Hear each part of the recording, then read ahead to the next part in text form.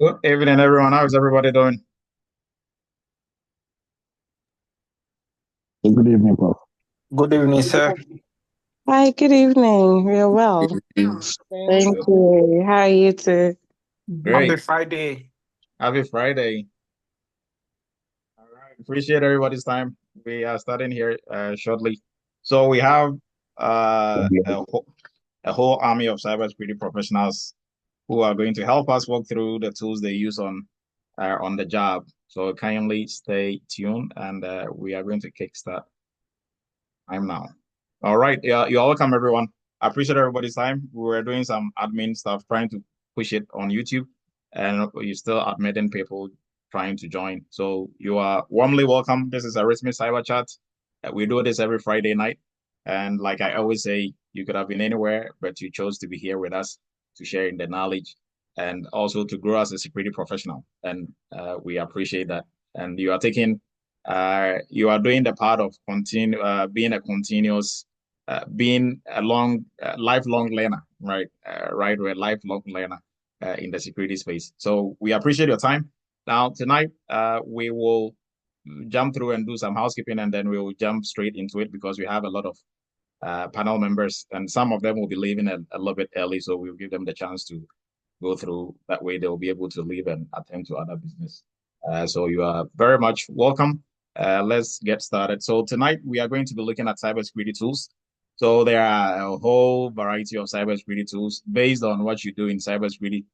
You might encounter one tool or the other, and we are going to hear it from folks who are working in the industry, from the different positions that they are in and the tools that they are using to perform their duties. So that is what we are going to be looking at tonight. And this month is still October Cybersecurity Awareness Month, and this is part of our cybersecurity awareness exercise that we are going through. Although we still do cyber chat throughout the whole entire year, but we encourage you to still continue to spread the word in terms of some of the best practices in security, how to protect yourself and your family in the security space, right? And with that, we are still our uh, October awareness sale is going on until the 20th of this month. So if you want to jump into or onto any of our courses, you can kindly do so with some discount before it goes away, right? And this is brought to you by Eretmis Academy. We are a cybersecurity institute based in New York, and we have a very large community. And everybody on here, almost everybody on here is part of the Eretmis family. But if you're joining us for the first time, you're still part of the Eretmis family, and we appreciate your time. And I'm going to be your host for tonight. I have a lot of panel members, but no co-pilot for tonight. I'm Dr. Emmanuel Edu. I'm the CEO of Eretmis Inc., a cybersecurity consulting firm, a QSA company, and also the founder of Eretmis Academy, uh, both institutions based out of New York. I'm a former United States Army captain, and I'm a member of Forbes Technology Council, and then also a former professor at University of Maryland Global Campus and CTC. And Eretmis Academy, we are partners with CompTIA, and what that means is that we afford or we give 20% discount on all exams vouchers that you want to purchase to sit for any of the CompTIA exams. So unfortunately, other companies that run these certifications, they don't have any such, partnership and discounts.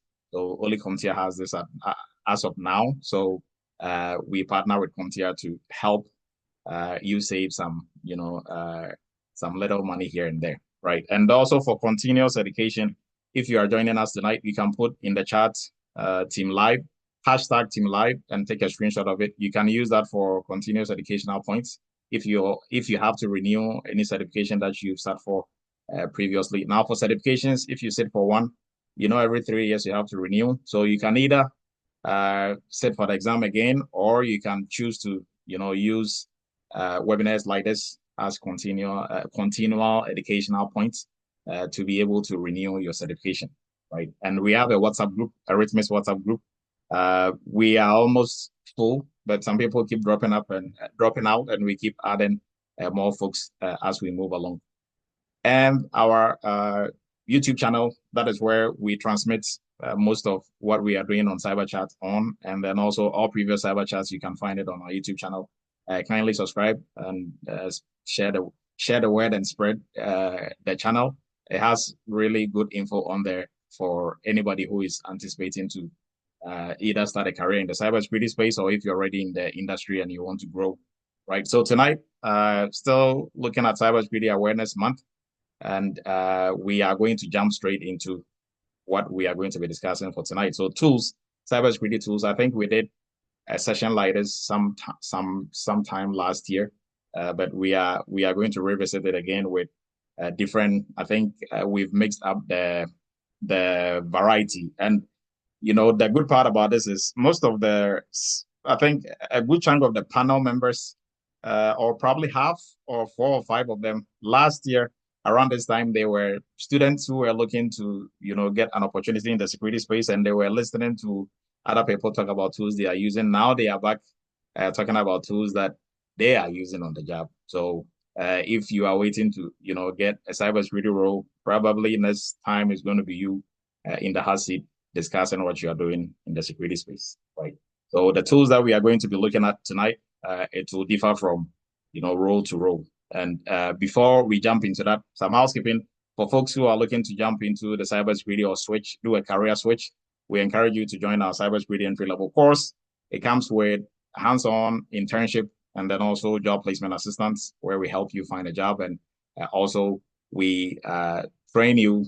You are going to get that working experience as a security professional by going through the internship, right? And then also for folks who are looking to specialize, our PCI DSS course is one of PCI DSS itself is one of arguably the most lucrative niches in the security space. So jump onto this also as well if you want to specialize in an area of cybersecurity. And then for our GRC internship, we started our new cohort already. A new one is starting, I think, on the 23rd of October, 23rd of November as well. So if you are looking to bridge the gap between knowledge and skill, right? You have the knowledge, you have some certifications, you did some training already, but can you really do the job when you are given the opportunity or the chance, right? One myth that people, peddle around is that they are going to train you on the job. They are going to train you or rent you on what they do as a company. They are not going to teach you cybersecurity or teach you how to do your job. Nobody's going to pay you 100K and up and babysit you on how to do your job, right? So you have to get these skill sets, actually do some work on projects. That way, during interviews, you can speak to it. And then also on the job, you'll be able to function and perform effectively. So with that, we are going to move into tonight's discussion. So we will switch to our panel. I'm going to run through and call out our panel members, and then I'll call them individually. So how we are going to run it tonight is we will have each of them introduce themselves, what they do as a security professional, and then they can walk us through some of the tools or all the tools that they use, right? So we will guide them through, and if there are any questions, at least 1 or 2 questions, and then we move on to the next panel member. Or if any of the panel members are using a similar tool and they also want to chime in whilst their colleague is speaking, they can also do so. And for some housekeeping items, if you want to ask a question, kindly raise your virtual hand. We will allow you the chance to ask your question. So that way we are not stepping over each other and talking over each other, right? So I think that sounds like a plan. So with that, we are going to introduce our panel members. And for tonight, we have, so not in any specific order, but we have Benis, Bettina, Teresa, Kwame, Felix, Frank, Michael number 1 couldn't make it, and we have Isaac, and then Michael, and then we have I think I'm missing Kenny. Yes, Kenny. He gave me a shot. So Kenny, yes, Kenny. So Kenny is last on the list here. Last but not the least, we are going to start with Kenny because Kenny has an appointment that he has to attend to, right? So these are panel members. We're shooting for, I think, like 5 or 6, but we are blessed to have all these resources internally within the Eretmis family, and they are going to help us learn more about cybersecurity tools. So without wasting much time, Kenny, I'm going to give you the floor. So if you can kindly introduce yourself and how long you've been with the Eretmis family and what you are doing now as a security professional, and then walk us through some of the tools that you use. And if we have any follow-up questions on the tools, we are going to let you know. That way we can Kenny loose. All right, Yeah. Kenny, please Camera kindly go on? ahead. Yes, we can hear you. Okay. Okay. So my name is Kenny Noisette. Been in cybersecurity for uh 2 years and a half now. I'm a cybersecurity analyst for a government contractor. So been on this contract for 2 years, and basically my daily roles is it doesn't a little bit of GRC when it comes to meetings, and filling in spots where managers can't fill with the government. And day to day, I deal with security tools such as Nessus, Tenable Nessus, um, App Detective, and Web Inspect. So basically, web application scanning, and using Nessus.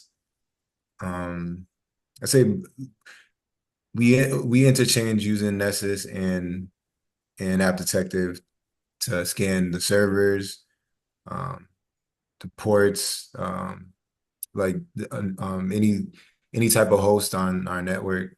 So Okay, Kenny. So what about for communication?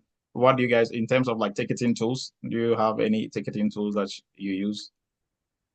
yeah, for ticketing, we basically use Confluence and Jira as our way to to communicate what's going on any of our releases. So we basically use like a web, it's pretty much the web development life cycle that we use.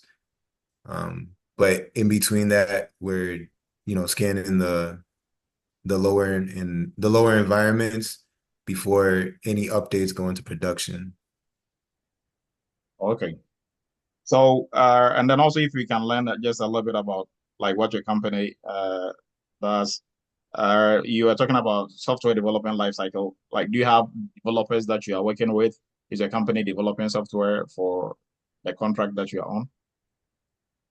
So so we don't actually develop, like it's more so upkeep and updating, the environments, and updating any type of upgrade. There's always updates that need to be done on a biweekly basis. So it's basically running in sprints. Um, New update that the government's doing. So, Okay. And so for Nexus, uh, Nexus is a vulnerability scanning tool for yes. everyone. And for like, do you guys use that to scan your own environment to see vulnerabilities, or to scan the government network that you are working with, or is like specifically just to test your software that you are, or like the software that you are manning for the government? Yeah, so basically it's more of, like you said, vulnerability management, but more so it's our way to schedule the scans, um, push policies, view scan findings. We take those results, we give it to those any of the guys that are working on doing updates, DBs, engineers, and then they can go check with I can't even think about like any type of vulnerability that they have to look up. We have like um, the vendor list or the solutions for the plugin IDs. So they would match the solution to the plugin IDs. And pretty much we do that for whatever environment that we're working on. So whatever release that needs to be done for that day, you would um, basically enter your through the IP address. You would enter that information about whatever link that's being worked on, and you would plug it into the software tool, and then you would let it run. And then after you let it run, you have a timestamp of how long it took, um, what type of vulnerabilities you have, so low, medium, high. And then once the results printed out. Then we have a sheet that we use to basically keep record of that vulnerability, and then that sheet is sent to the other team through Jira and Confluence. Okay. And in terms of Microsoft tools, what Microsoft tools do you use? Like Excel, PowerPoint, any of We those? use mostly Excel. Yep, it's just Excel. So all our findings right now are on Excel. Um, so pretty much you have to be good with um, mining Excel, being able to, find different different types of operating systems because we have a master spreadsheet.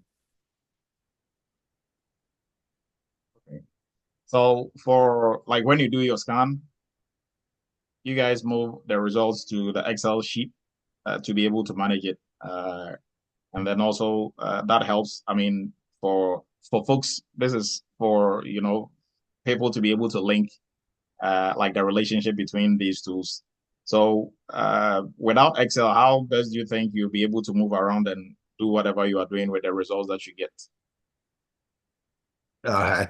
Until there's something new that so we need the Excel because it's easier to for right now it's easy to track the work that's done and on all the scans that are um producing these vulnerabilities. So we actually have many sheets. So it's not just one or two. You have many sheets on a daily basis, and by the end of the quarter, you have to look back at all these scans and they have to be on record for any type of audits and anything that the government wants to check on, how these scans were being done, timestamps, when and how, and so forth.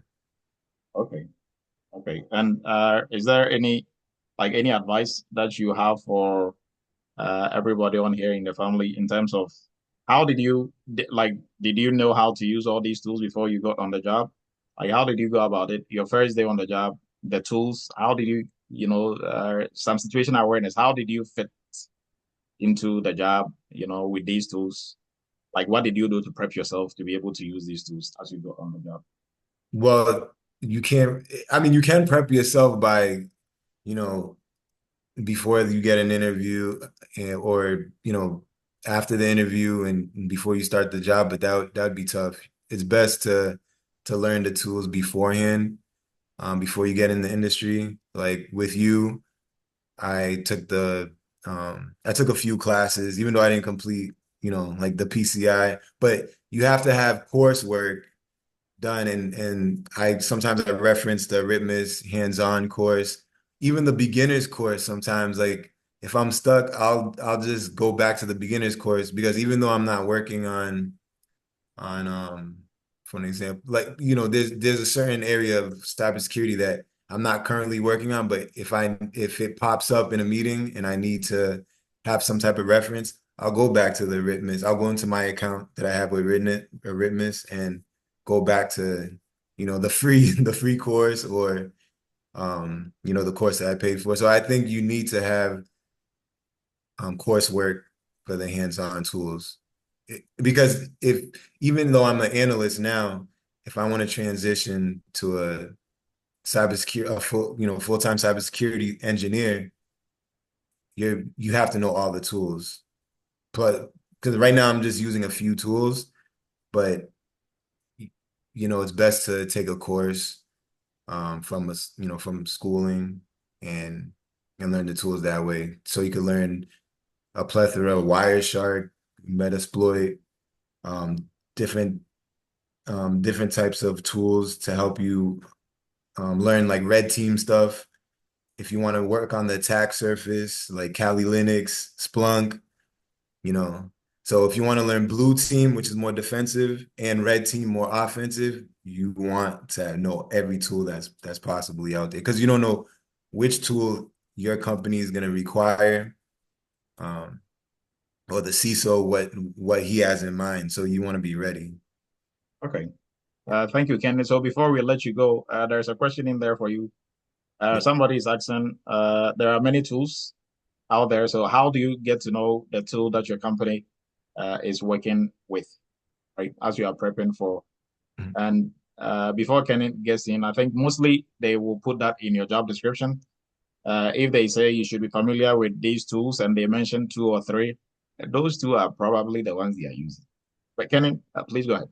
Yeah, so I was gonna say that typically it will be in the job description, and even if it wasn't, they'll have a staff on hand that has been using it before or that has knowledge and they're privy to it, and they'll go over it with you. Cybersecurity is not just something that you could just, I mean, some people could do it, but it's hard to just go in and then automatically someone just shows it to you right there and you just get it. It takes some time. It might take you a few weeks, to sometimes even months to just get it down, get the process down, so you're able to, scan correctly, get results. So that's why I think beforehand, before you go to get a job, it's best to do coursework on hands-on tools. So I think, like what Dr. Do has is great, with Eretmis. He's been doing it for years. So you get you get expertise teachings over here. So All right, Kenny. So this month, October, Cybersecurity Awareness Month, what would you say your transition as you transition into cybersecurity? And if you can just give us a little background of where you were and how you transitioned, how has it paid off? I mean, how is your life in cybersecurity now? And as a career move, your advice, and then we can let you go. yeah, so I would say I was in the healthcare industry before. So it's it was a great change to make to cybersecurity because what I was doing was a lot more stressful than, what I'm doing now. There's a lot of job satisfaction in cybersecurity, because, you feel like you're doing something, that's very rewarding, for your company or like for my situation, for government. So it's rewarding in that aspect that your daily job is important, protecting, networks and infrastructure. And so I would say it's very different from other industries.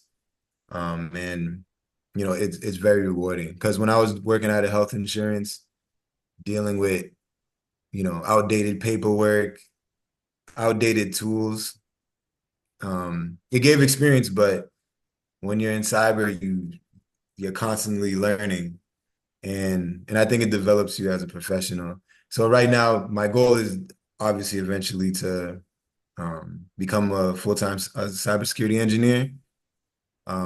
Very, very, very technical. So that's why have learning the tools, my company slowly adding new tools as we go, it actually helped me. So that's the reason why I stayed in my position as long as I have. Even though like I went elsewhere to get more pay, I wanted to go the slow route, so I didn't go ahead of myself because at times I went ahead of myself and I just didn't feel ready. So I would say go at your own pace. Don't follow what anyone tells you. If you like the company, even though no company is loyal, but stay with them if you feel that you have a good rapport. All right, thank you, Kenny. So to wrap up, the tools that you mentioned, you are using Nexus, uh, and I think what Ad Detective was the other one. Yep. So Trustwave, App Detective. Trust Wave. Um, Okay, I didn't yep. get that one. Tenable, Nessus, and Fortify, Web Inspect. Okay. So if you can put it also in the chat for us, that Yep. way everybody can also follow that, please. All right, we Sound. appreciate your time, Kenny. We appreciate your time. It's always a pleasure. So Yep. if we will take at least one or two questions for Kenny, and then we are going to cut him loose for him to be able to take care of business. Yeah, I'll put Any that. questions for Kenny before he leaves? Doug. Yes, go ahead, Geoffrey. Okay, Kenny, thank you so much for coming. We really enjoyed the experiences that you are sharing with us. My question is, listening to the things you do, I'm trying to guess the domain in which you are working. Does it have something to do with the cybersecurity maturity model certification that DoD has set up to baseline companies? No, I'm not at that. No, I'm not a. I Okay. think you're talking about more so ISSO type work. Okay. Yeah, so I'm not a ISSO. Any more questions? One more question. If there is none, then we will move on. Hi, I have a question, please. Thank you for the great talk this evening. My question is about you starting up your career as a newbie. Were there tools you already learned during the training that you were able to transition into instantly on the job, or you had to learn everything from scratch? I'm sorry, could you state that one more time? Okay, so my question is, I know you took training with Eretmis, and I'm asking, like, did you learn to use some tools during your training that you were able to use on the job when you started, or you had to learn new things altogether? Both. So when you go into the hands-on training, well, I, I don't know how Dr. Du might have it set up now, but you have different sections of different tools to go over. So just you have a rundown and overview of each type of tool in the hands-on course. So I just had an overview of each type of tool, but I wasn't an expert at one specific. So when I got onto the job, that's when um I specialized more so because I'm doing it on a daily basis. So you'll start, you'll start from scratch as far as your progress, and then you'll get more advanced as you go.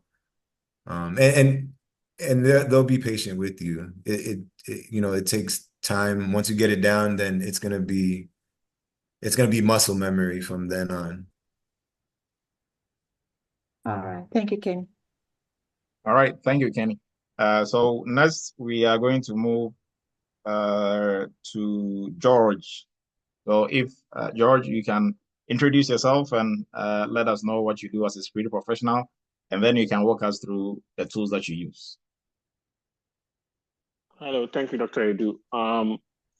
So I do PCI remediation for the current company I'm working with, and I use basically Excel and the Microsoft 365 tools basically for policy generation for PCI, Excel for asset inventory, and doing some PowerPoint slides for my plan of action milestones on the current remediation that I've reached. So basically, that's what I use the tools I use so far.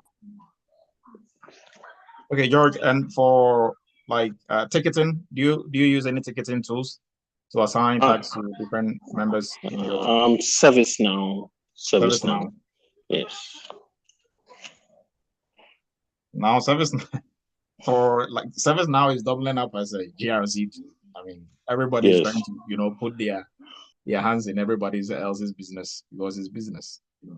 Okay, so George, as a PCI professional, if you can elaborate, I think you just gave us like a summary. Elaborate a little bit more on your use of Excel, the use case. What do you really use it for, and then what are the level of skill that you need in terms of 1 to 10? Where should you be in Excel to be able to do what you are doing? Thank you. So for the Excel, mostly, the inventory that we get from other subject matter experts like the network engineers, the infrastructure engineers, regarding all the tools that they use in the PCI environment.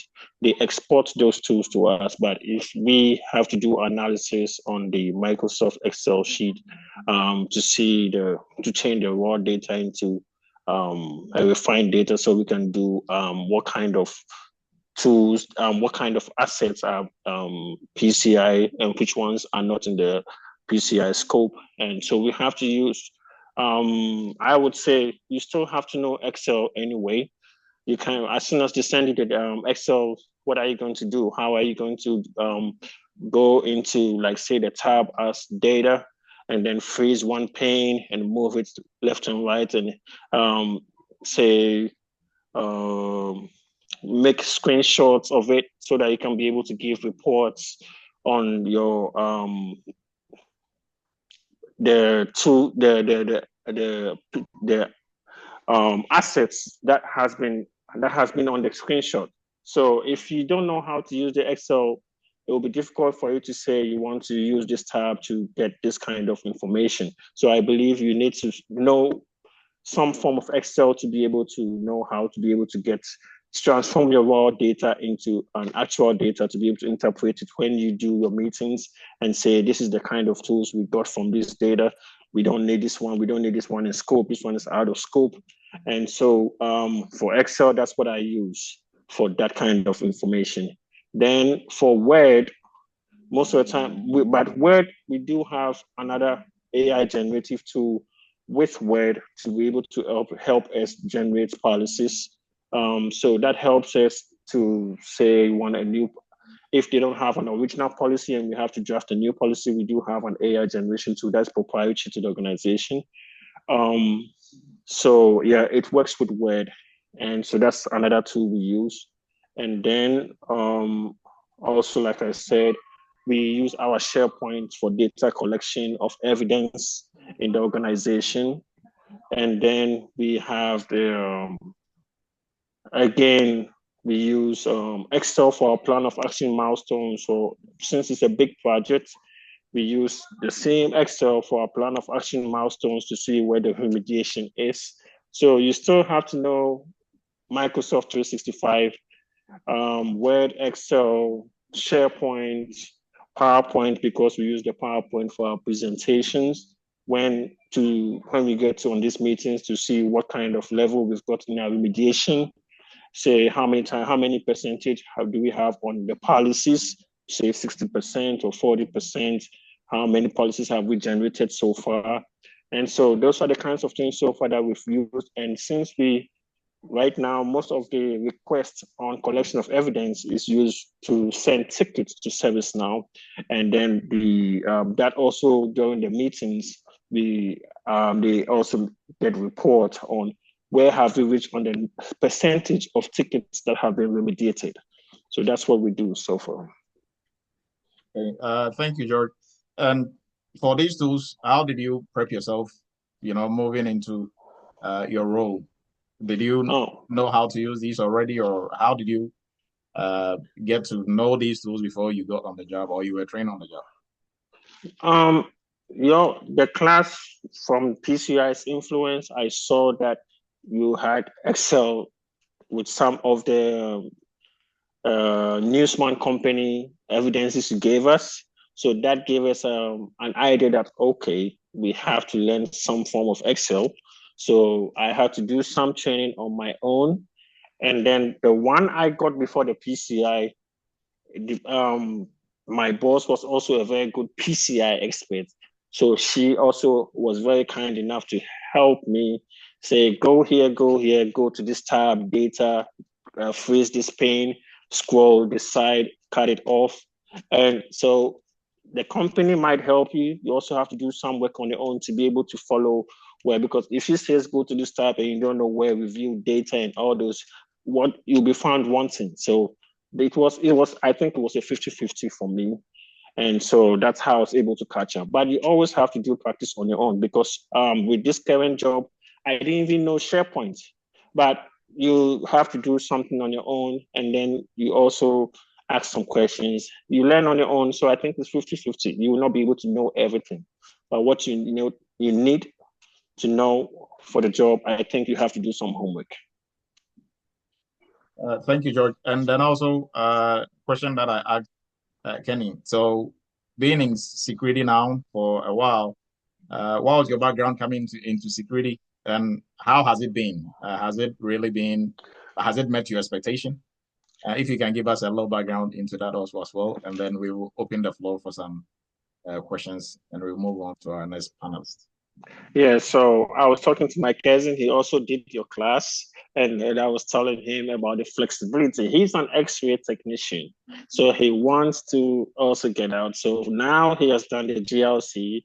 He's planning, since I motivated him and saw what I do in PCI, and I have my flexibility, he's also trying to. So that gives you an example of how influential this has changed, because he also has to drive around and do a lot of x-rays. It's exhausting, but coming to find out that he worked from home, have that kind of flexibility, that's the motivation. So doing something like that, I told him, I invested a lot in the PCI. I mean, Dr. Eddie was taking 200, 500 PayPal accounts. I was screaming, but the benefits is right here. So you pay for the money, you pay for time, and you get the benefits. So it wasn't easy. So I mean, that's what I can tell about it. That's the truth of the matter. It's not sugar coated. You have to put in time and money, and this is the benefit I got from it. So. And what did you do before? I was a nurse. I was a nurse too. So I mean, it was also exhausting for me. So I didn't want. I got tired of being in the hospital up and down, up and down. And so I was desperate. So I said, I'm going to put my time and money in this. And this has reduced my stress level a lot. All right. And your advice to folks who are trying to get into security and those who are in already, before we jump into the questions? I mean, you have to do the same thing. You have to put in time and you have to put in money. If you want it, you have to give it your all. Because, I mean, the stress with what you're doing before and now is life-changing. I mean, I can never stress how happy I am doing this. It has really reduced my stress a lot, to the extent that I've not even quit nursing. I just do it on the side. So when I meet other people, I tell them that, hey, you can do this and do this as a side hustle. Don't make it as a priority. So that's how I look at it now. So you have the options. So that's one of the best take I give to people. Have options in life when you do something like this. All right. Thank you, George. Now, any questions? I think 2 questions for George, and then we'll move on. I think Shungo has one in here. Did you learn any vulnerability management tools? That is what Shungo was asking. I've not learned. And are you using any? No, we like in PCI, the advantage is you need to know some form, but we don't do the vulnerability management because one of the requirements is maintain a vulnerability management program. Okay, so according to the requirements, I need to know what kind of tool. If I don't know Nessus and if I don't know the kind of scans and the screenshots from that, how would I know if it's so? I'm not saying you have to know everything, but at least you know that you have Nessus, you have QRadar, you have Qualys and all that, and they all have some kind of scope and reports. But I didn't necessarily have to practice because according to PCI, all I need to do is get that from the network engineers, the cloud guys and all that, and then I store it in evidence. So that's what I got to do, yes.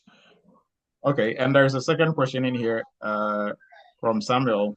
He says, are you doing any SOC stuff? Like, are you doing any SOC 2, SOC 1 stuff?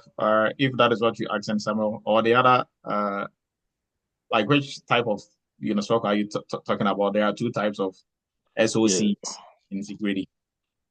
So I don't know which one is like, it's a good question. I don't know which one he's talking about. Is it the SOC for the SIM tools or the SOC for compliance? I don't know which one he's talking about, but I don't do any of them.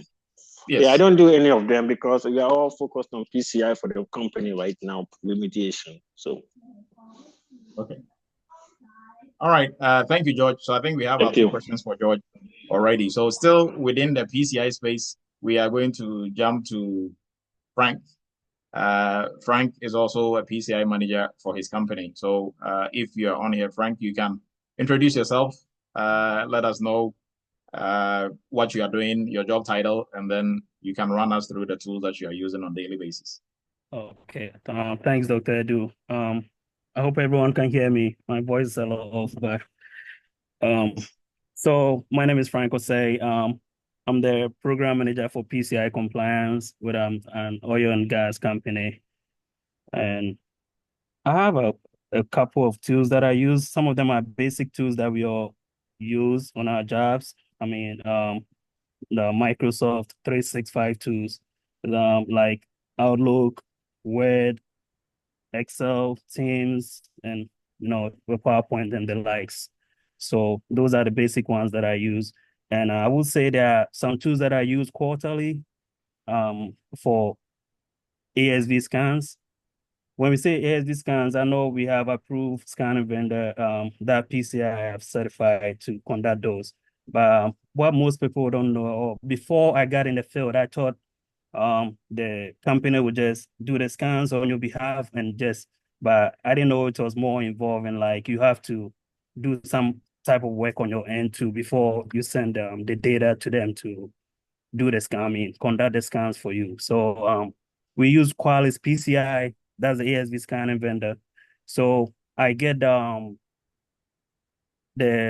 IPs, both as the external IPs or the public IPs from the NetOps teams, and I do some formatting on my end with Excel before I send it up or before I put it in the ASV portal for them to do the scanning. And sometimes the results comes back and you have to explain false positives and stuff like that. I mean, that's part of my job on quarterly basis. And on daily basis, I use Zenput. I'm sure some of you are familiar with it. So Zenput basically is operations management software for the retail and restaurant industries. So we use Zenput to communicate and also enforce brand standards like and also food safety protocols and operational priorities across all our locations. So I do manage about 14, close to 1,400 sites, retail sites. We have restaurants, we do have gas stations and convenience stores as well. So of course you can't have ice in all the stores. So we leverage the help of regional managers and territorial managers and also the general managers of the stores.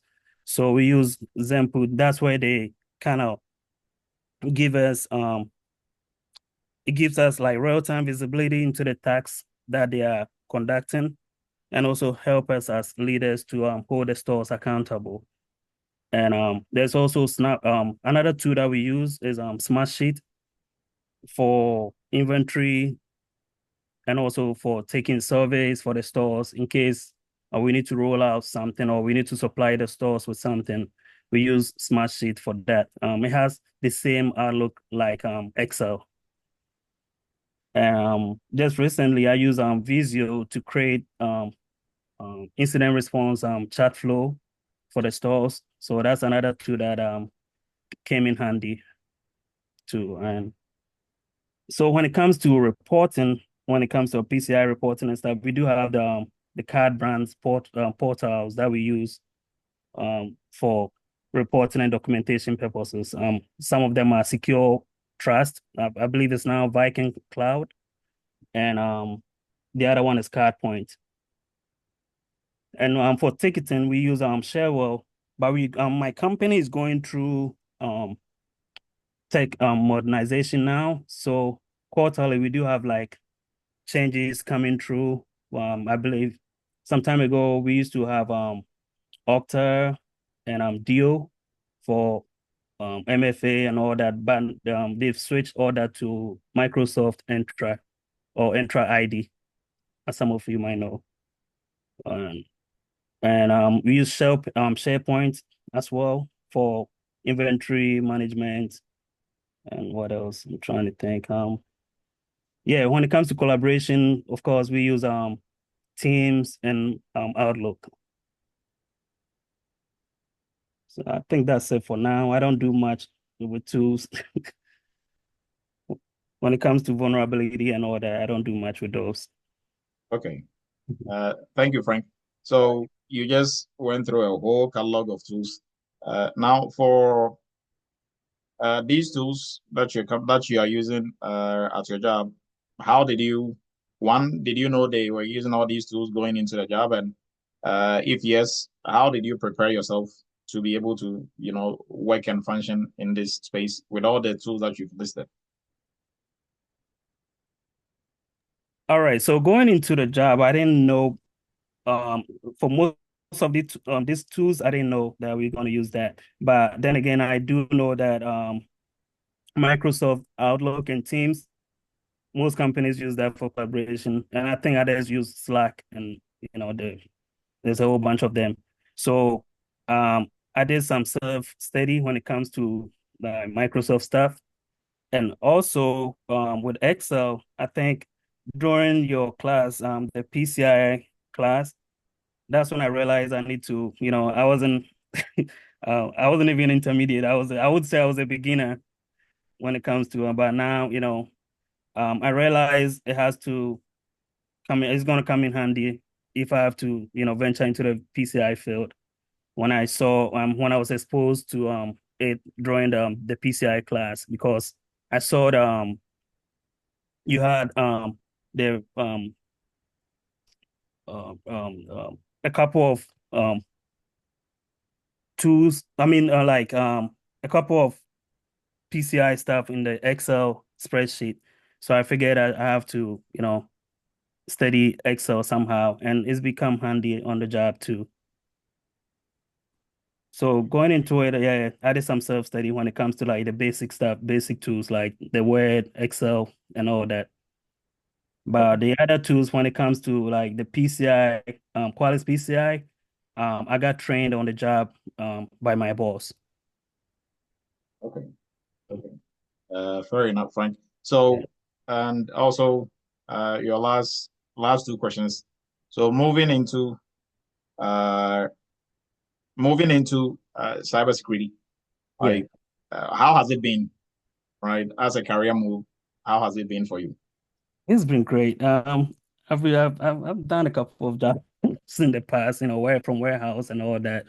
Um, but this ultimately the one that has given me the flexibility that I needed for my family and myself. You know, um, right now, luckily for me, my role used to be hybrid, but just recently they switched it to fully remote, and it's been great so far. The pay is good, the money side of it, yeah, the money is good, and also the flexibility right there. You're able to do whatever you want. You don't have to keep rushing to go clock in and all that. I wake up, I choose when I want to start working and when I want to end.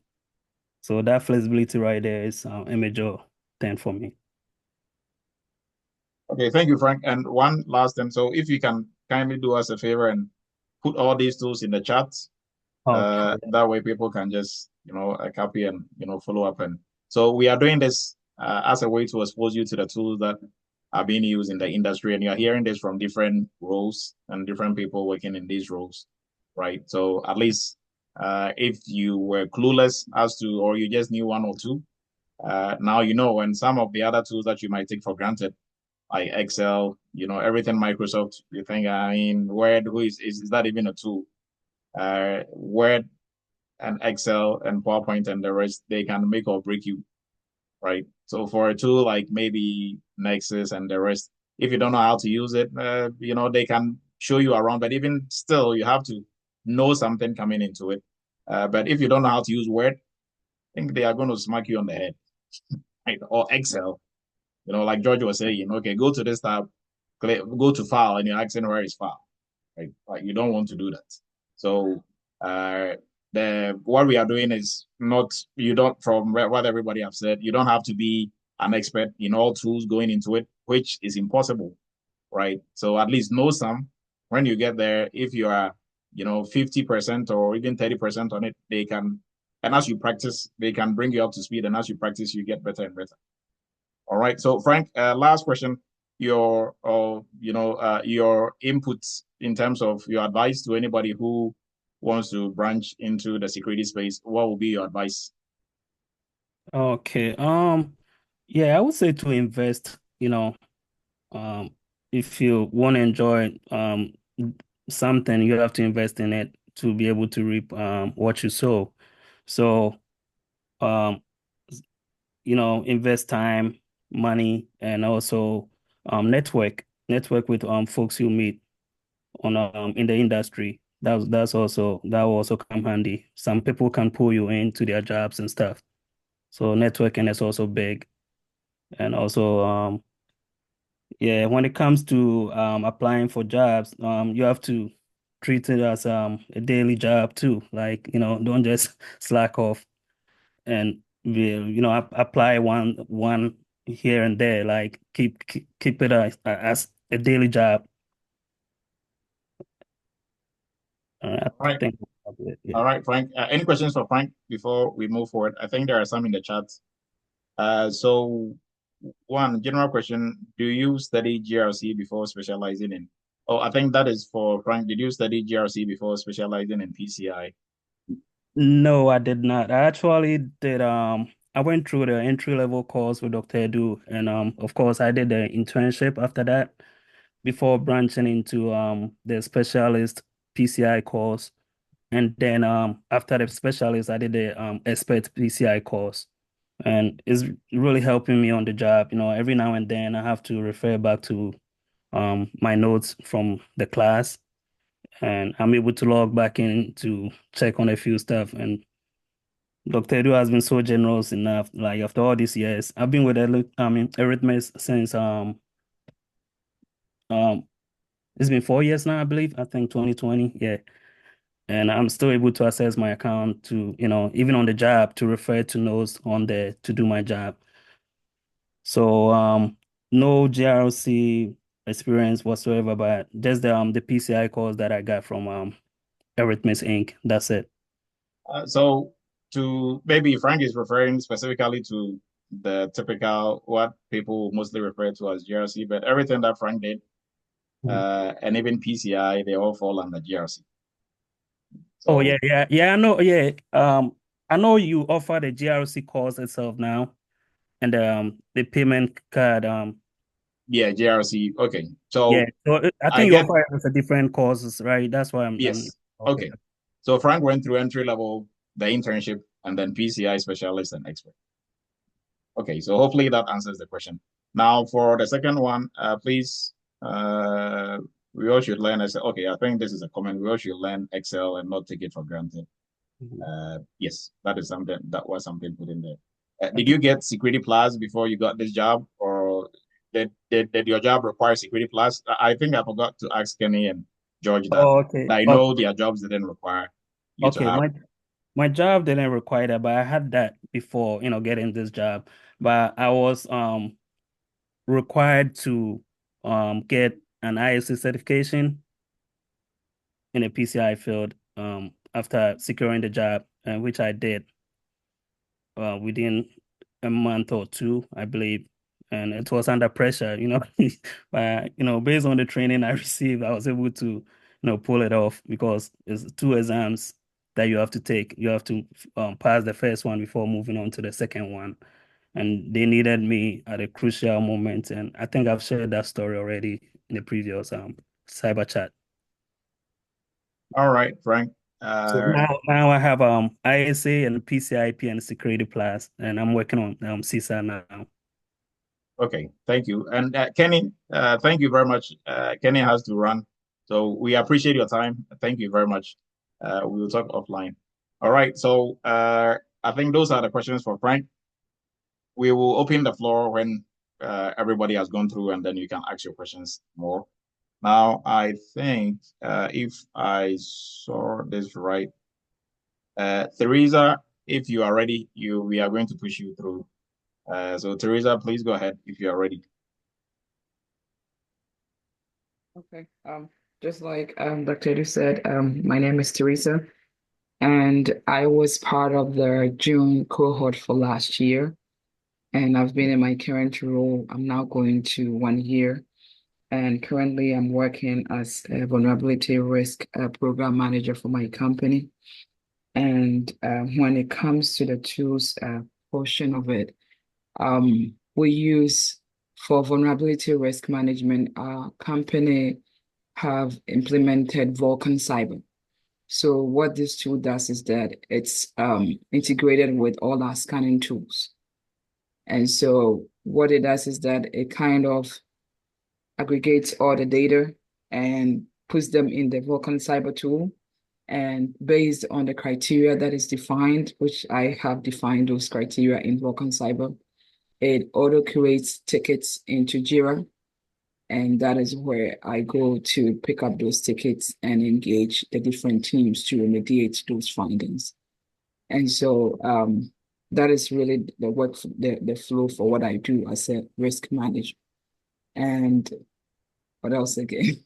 So those are the main tools that I use. But when it comes to other stuff, I have to do some reporting to the job, the work I do with the remediation for the different teams and all the different criteria that I set up.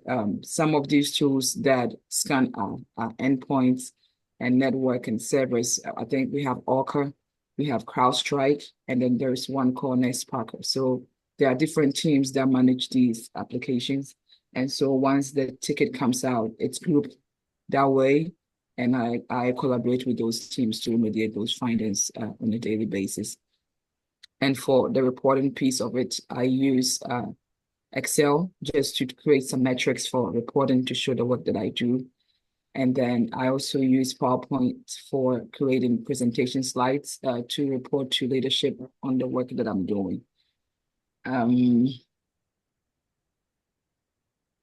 If you can go back one, I think you run really fast through some of the tools. Okay. So if you can just walk us slowly through the tools for Excel and PowerPoint, yes, we got that, but I think some folks would have missed the one in the middle. Okay. 2 or 3 tools that you mentioned in the middle. Yeah, so I think I heard most people talking about using Excel when the scanning occurs, everything is dumped into Excel. For my company, they have implemented this tool called Vulcan Cyber. So it's kind of aggregates all the scanning data from their scanning tools into one place. And what this does is that it helps with reporting. It gives them the security posture of the entire company, their endpoints and everything. And for me, for managing the risk in there, this tool is integrated with Jira for ticketing. And so what it does is that what the tool is there, I have created some criteria like critical findings, high findings, servers that are end of life. I've defined these in Vulkan. And so this system auto curates the ticket into Jira.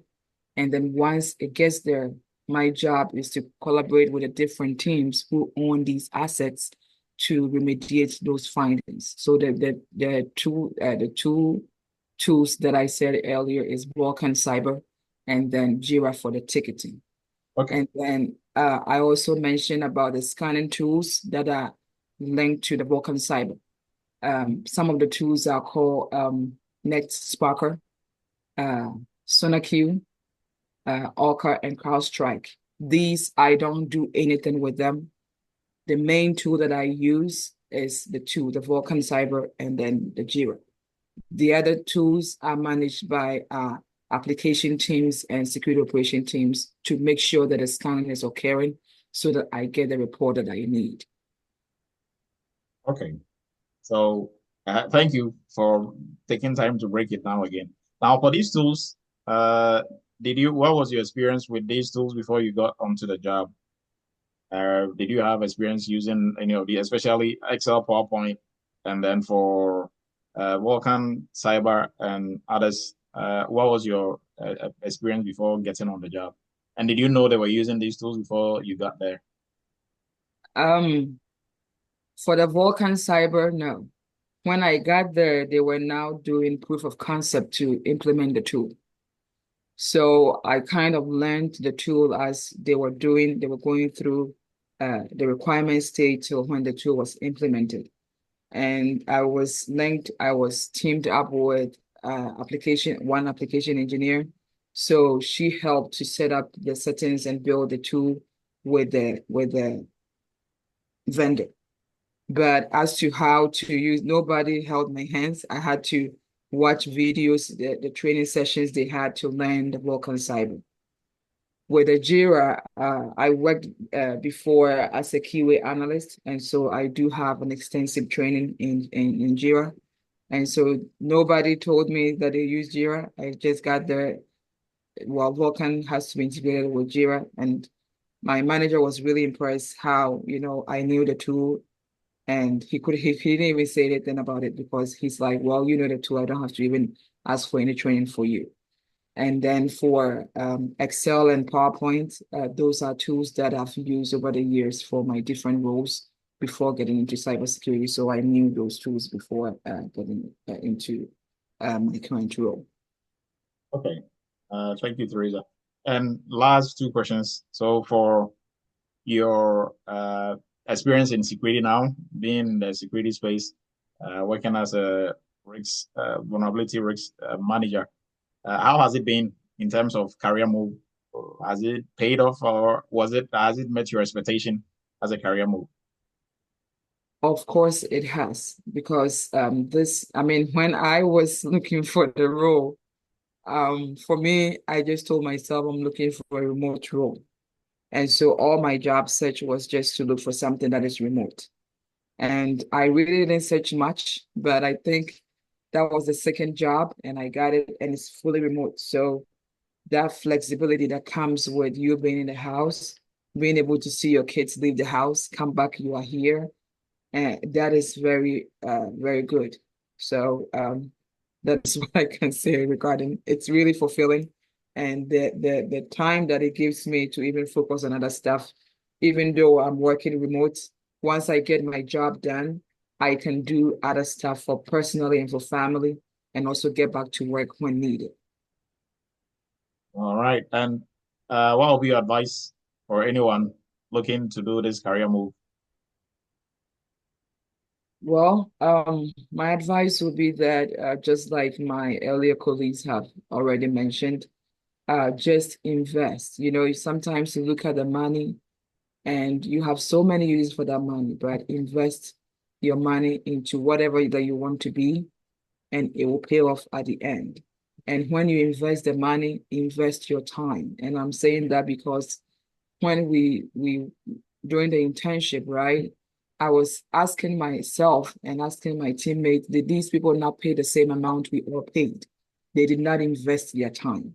They paid the money, but they didn't follow through with being there for the class and doing the work. So invest your money, follow up with your time, and also continuously learn, because it's just a field that is constantly more things are being added. And so learn continually and commit yourself to continuous learning. And I think that will take you to a higher place in this field. Yeah. All right. And I think there's one question in here for you. So it says, how difficult would it get to contact these system owners to turn in their systems to address these vulnerabilities? Do you sometimes do it remotely, or do they have to turn it out, or they have to turn it in physically? I mean, so you are working remotely, so obviously all is going to be remote, but you can, take a shot at this one. Sure. So really, these are auto setup, right? So these scanning tools, I do not call anybody. Those are auto integrated with Vulkan. So everything is happening by itself. So I don't have to call any application engineer to turn their scanning tools on. It's all set up automatically and everything is just generating. And my job is just just to create the requirements for the things I need to see and have Vulcan create a ticket, or sometimes I have to manually go into Vulcan and just create a ticket for the stuff that I want to work with the teams on. All right. Any questions from the audience for Teresa before we move on? We appreciate your time, Teresa, and you can hang around for a little bit if some questions are directed to you, and we are going to take care of it. All right, everyone. So some quick housekeeping before we move on. So like we said earlier, for folks who are looking to jump into cybersecurity, most of the people talking through this, they went through 1 or 2 or 3 of these courses. So our cybersecurity entry-level course is where we are going to make you a cybersecurity professional from any background, right? You don't need IT background, you don't need cybersecurity background, any prior IT or cybersecurity background, you don't need to know coding. We are going to take you from where you are to where you can start working effectively. Like everybody on here who is talking about these tools and really, going in a bit technical into what they do. So you are hearing them and you might sound like, I can never get there. It is very doable. They can tell you and attest to that. And most of them, they went through some of these courses. So if you are looking to jump from any career now into cybersecurity space, you're a nurse like George, or you used to work in, retail or any other health side like Kenny, you can, take this course, and this is going to help you move from where you are to where you can become a cybersecurity professional and work effectively. And then also for PCI, George and Frank can also attest to this. They went through this course as specialists and expert, and then eventually now they are having these PCI roles, working remotely, and they are loving their life. So if you are looking to jump into like a specialized area in the security space, you can look into this also as well. And for what Teresa was talking about, Teresa was part of this cohort, the cybersecurity or GRC internship that we do, and she can speak to this. This will really bridge the gap between knowledge that you've gained elsewhere in security and what is actually being done on the job, right? You are going to go through and work on 10 major projects, and this this program is going to push you, right? Push you to the limit. You are going to be exposed to way more than you need for the job. And we can assure you, if you are done with this, you'll be able to function effectively in any cybersecurity role. So if you've done RMF, you've done training here and there, some GRC training, and you are still not sure if you'll be able to actually work, you have to be honest to yourself. Some people will come to you and they're like, yeah, I've done this, I think I'm ready. I just need help with interviews. And you ask them just, what projects have you worked on? 0. How do you do this? They have no clue. Like, so how are you going to do any interview and pass, right? So this program is not only going to help you scale your interview, but then also, most importantly, you are doing the interview to eventually get the chance to work. On the job, nobody's going to teach you how to do your work. They are going to orient you, maybe help you with some tools here and there, but overall, they expect you to know how to do the work. George, please go ahead. I think George has his hand raised. I just want to let everybody know that I can also assure you that with this training, I have another worker who's also from PCI. He's our classmate. I don't know if it's on here, but they hired the 2 of us, and we are working on the same projects. So that tells you how valuable it is.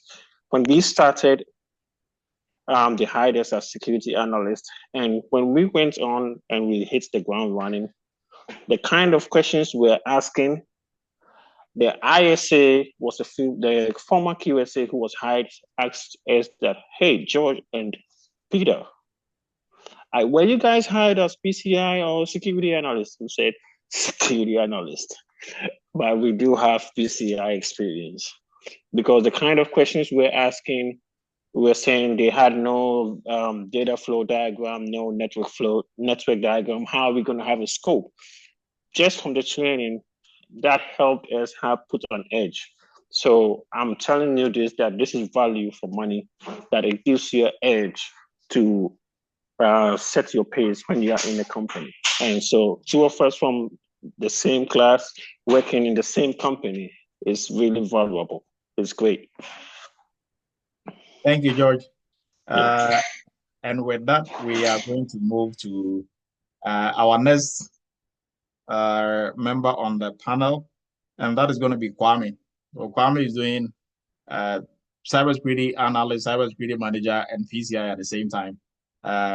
So Kwame, if you are ready, you can have the floor. Introduce yourself and then your role, and you can walk us through the tools that you use.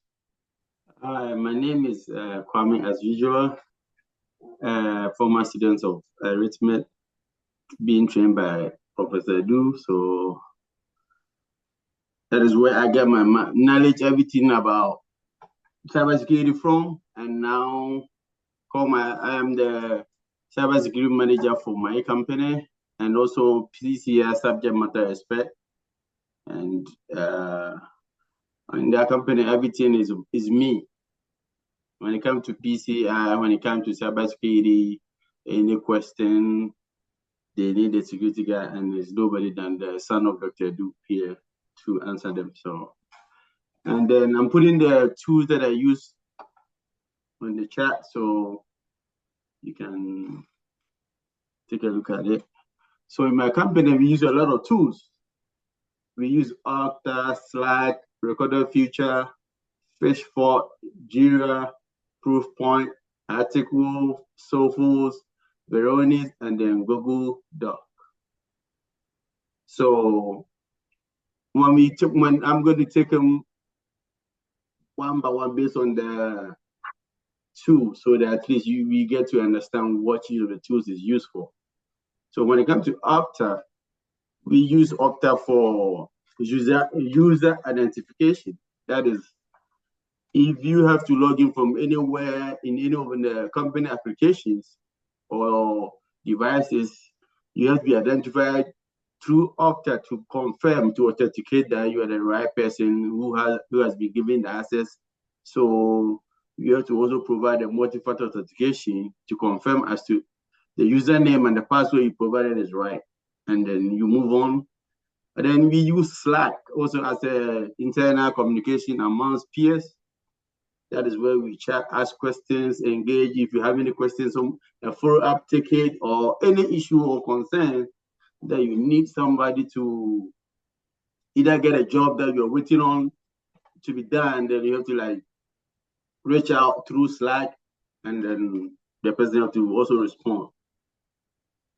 And then where did it go? Okay, and then I use Recorded Future. My company is one of the biggest media company in America, and we have a lot of journalists all over the world. So we use Recorded Feature to monitor our social media platform based on what communication is going on, what somebody said about our publication, if people are going after our journalists, and if then there's the need to address that issue, we use that to monitor Twitter, Facebook, TikTok, all that. And then all these alerts also comes to me that I have to pay attention to and see what they are talking about. Is this something that is offensive? If it becomes more offensive, and then we have to take action. So that is what Recorded Feature is used for. When it comes to Fishfort, it's also in the same term, but there are people, one example is that there are a couple of people who use other companies' information on social media platforms to make money. Examples like somebody having done all the research and brought up all the research in the news or out, and there will be a media platform who has done nothing, but will just take your material and then have people sign up to it, and then he'll be making the money without doing the job. So we use the Fishfort to also request, if we find out that any entity is doing that, we use that to request a takedown. That is, we have to go through a process with the legal team of the company to request that, hey, you are using our material of which you are not paying a penny to us, so it is not allowed. Either we go to court or we are requesting immediate takedown. And all these requests, all the takedown requests have to come through me, that I have to make sure I put in the takedown request, and then either they accept or they prove that, oh, okay, we on this day we sign a contract with you guys, and we are all we have the right to share or use your material. Then we move on. So that's what we use Fish for. And then Jira is for our ticketing. Like any activity, any vulnerabilities or any concern, we put in a ticket from the help desk. They come to me, we put in the ticket, and then we have another another person that assign this ticket to the appropriate department to get it resolved. And as a cybersecurity expert, I have to still follow suit. If I give it based on the severity of it, I have to follow up to find out, okay, hey, this ticket was created this day. Why? What is going on? Is there any action taken, any comment and all that? Sometimes some people will just resolve the issue without putting a comment. So you open the ticket, it says it's closed, but then there's no evidence why, or there's no comment saying that this was the issue and it got resolved and all that, but sometimes they don't do comment. So it's my power to reach out to whoever did the ticket to reopen it and say, hey, can you please can you put in a comment? So we use Jira for that. And then we also use Proofpoint. And then Proofpoint, we use it for different activities. Dr. Lee is smiling because you know it's a lot. Because when it comes to Proofpoint, we use Proofpoint in managing our emails. Yeah, we use in managing our emails in terms of some people sending email with Social Security, like in terms of PCI compliance, you know, somebody sending Social Security numbers or so credit card information on the web, which is they don't know. We have this set up that will quarantine the message, and then it will also alert the person who sent either in or out. Will send, if it's coming to Dr. Edu, it will quarantine the email and send a message to Dr. Edu saying that, hey, Doc, you're supposed to be receiving this email for this place, but it's being quarantined. So if you know who is sending it, then you have to request for me to release it. So you also have to send me a message that, hey, I'm expecting this email, but it says it's being quarantined. Then I have to go over and review, open your email, read the content, and understand that what conversation that you guys were having, what triggered the quarantine of that message. So if I read it and it doesn't look like it's a credit card information or social security number, but sometimes because the machine is a machine, sometimes if most words contain like 16 digits, sometimes you just capture thinking it's a credit card information. So I have to take time, go over. And the funny thing is that some of these journalists like will be in the sports stadium live, they're waiting for their ticket to get inside, but then their ticket has been quarantined, thinking it's a credit card information. So no matter what the time is, I should be available. It could be like 12 in the night. A plane ticket, I have to be alert 24/7 to release it to them. So that's something that I do. When it comes to Sophos, Sophos is also used for monitoring our devices as a vulnerability tool, or it does the scan on all our machines which lack patching and all that. So it will alert us. Then I have to also go and review to make sure when the patches came out, like when patches come out, is it being applied to these devices, servers, and endpoints. So if it's not, then I put in a ticket saying that maybe machine for Dr. Edu needs patching with maybe Windows and it's not been applied. So I put in a ticket, they push it to the Windows person, and then they have to apply these patches. And then they have to confirm to me that the ticket has been resolved based and what is required has been done. So that's what we use Sophos for. And Veronis is for file assessment, you know, like file management assessment. Before you are able to be given access to any document or any file or folder, we have to make sure you are the right person and you have the right to access those documents. So if you happen to be the housekeeping person for the house, and all of a sudden we are opening the finance folder, will alert me to know like, hey, this person doesn't have access to this folder, but for some reason he's trying to log into it. He has attempted it. I have to reach out to the person or the manager in charge and reach out, oh, you have this user trying to access it, and he doesn't have the right to access it. So he has to give me a reason, or if the other person has been promoted to that level to now have access to that, then. So that is how we use Veronis for. And then Google Doc is also for our normal day-to-day, like Excel and stuff. So, but when it comes to the proof point, I also use, let me go back to the proof point. I also use proof point for like awareness training. I do that like I think 4 times in a year. I have to create a campaign for users of about 5,000. And then sometimes I will say the last time I did it was I would just set up that, hey, it will come through your email, and the content was like, hey, it was nice video the last time we met, and these are copies of the pictures that we took. So click the link. But the sender is somebody from China or something. That is how. So if you click on it and you are not sure who you click, who sent it to you, I get this list of all people who clicked on it, and they have to be assigned for a training for like the awareness doing that in terms of to prevent phishing emails and all that.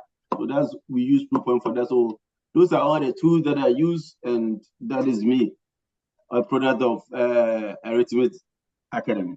Thank you. All right, thank you, Kwame. So that was a whole list. We appreciate your time. So quick, like your last 2 questions. How did you prepare to be able to easily use these tools on the job? And did you know they had all these tools going in? So far, I did not know they had all these tools going. There was 1 or 2, but back to what I said, I had everything I was just trained by Dr. Du. I had no idea what cybersecurity is. I had no experience. I just knew they said there's something going on, and I came under his feet, and then he took me under his wings and then brought me to where I am. So every knowledge that I have right now is through the blessings of Dr. Du and Eretmis. All right, Kwame. And for anyone who is looking as a career move, has this paid off? Has it met your expectation as a career move? And what were you doing prior to jumping into this, before you jump into cybersecurity? Yeah, because the expectation, we had it, we didn't know if it was possible. I was a truck driver by then, but then I heard about it. I didn't know anybody who was in it, so I decided to research and met Dr. Du. But then it's been so amazing, the stress and waking up in the morning with the snow and all that. Now, if they talk about snowstorm, I'll just be in my house with my computer on my laps. And then once I have heat in my home, I'm all set. So it's very, very good. It's not, you can do it. Once you have Dr. Du with you, you can do everything. That is what I'll say. Don't go and be engaging some other people before you bring your issue to him. Start with him and then finish with him, because one-stop shop. That's it. All right, Kwame. Appreciate your time. Any questions for Kwame before we move on? I can't see any in the chat. So if there is none for Kwame, we are going to move on to our next panelist. I'm going to have Dennis go next, and then we will go. I'm going to save Isaac for the last show. Then I know why I'm saving Isaac for the last. So Dennis will go, and then Bettina. Dennis, kindly go ahead. Please introduce yourself and then your role, and then you can walk us through the tools that you use. Okay. Good evening, Dr. Du, and good evening, everyone. I am very privileged to be here and share my experience and also the tools that I use in the job. So currently, I work as an information system security officer, popularly known as ISSO. So as an ISS, or before that, I was in the healthcare, and I've been with Eretmis almost 5 years as a CISSP student, and through that, I was able to be part of one of the GRC training or the internship. Yeah, so as an information system security officer, currently I'm using CSAM. Before that, I used Archer. And so CSAM is the GRC tool that we are using. I would like to say that I'm a federal contractor for one of the government agencies. So we use CSAM as our GRC tool. So the CSAM is a customized version. So we have a different name. We call it JCOM, but it's same as CSAM. So I use that tool for my assessment and authorization processes for my assigned systems. So as an ISSO, I work with the system owners and other system team to ensure that the system gets its authority to operate, known as ATO, before or after, to ensure that it's in compliance with the organization requirement and also NIST requirement. And so that's what I use the CSAM for. But the CSAM is used with other teams. Management use that for the governance part and also to ensure our systems are in compliance. So it's integrated with other security tools like the Nessus, Bedflex, and other security tools. And also I use Microsoft for that Office 365 application like Word for reports. I also use PowerPoint for my ATO kickoff meetings. I also use Excel so I get my monthly and weekly vulnerability scan report through Excel. There's a team that generate that for us every month.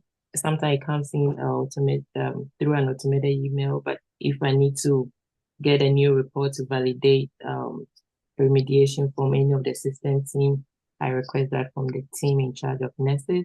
So depending on the tools, what you have access to, it differs from organization to organization. Prior to this job, I had access to Nessus. I can always go in and get my report. But where I am now, I have to request for a new report if I need, and I cannot wait for the monthly report. So I get my scan report through Excel, and also I have my audit report from Splunk through Excel that comes in every month from the team that is in charge of that. And I think that's all the two that I'm currently using: Microsoft 365 product and CSAM. Okay. And thank you, Venice. So CSAM, Microsoft 365, and okay, so And I Excel, also PowerPoint. I wanted to say I also use Sharewell for ticketing. So where I am currently, knowing how it's difficult to work with other teams to get your work done, you have to use Sharewell to create ticket to assign to any other team. It can be the engineers or the cybersecurity operation team if you need them to remediate any findings based on your analysis of the scan report. So I use Sharewell for creating ticket. Okay. Thank you. So for these tools, how did you school yourself, or what preparations did you make before going into this role? Did you know they had these tools there already, and how did you prepare to be able to effectively use these tools? Okay, so I would say like currently, I got to know that they're going to use CSAM based on the interview and the job description. So I knew that I was going to use CSAM, but I'd never used CSAM, but I've used another GRC tool prior to that, which was Archer. So nobody like currently like everybody's busy, so nobody taught me that, and there was no currently there's no SOPs, so you always have to be prepared, especially if you don't know the work environment. So as Dr. Edu was saying, don't think you're going to be trained. They will just give you orientation, and so you have to make sure you are prepared. If you're lucky to know the tool that you're going to use, make sure you research and know. If you're lucky and you can get some YouTube videos that have that tool, learn it before you go. Otherwise, you find yourself wanting, especially if you've never worked in the field before. If you're lucky, like the other two jobs I did before, they had SOPs, so it was easy to kind of follow along, collect this stuff, do this, do that.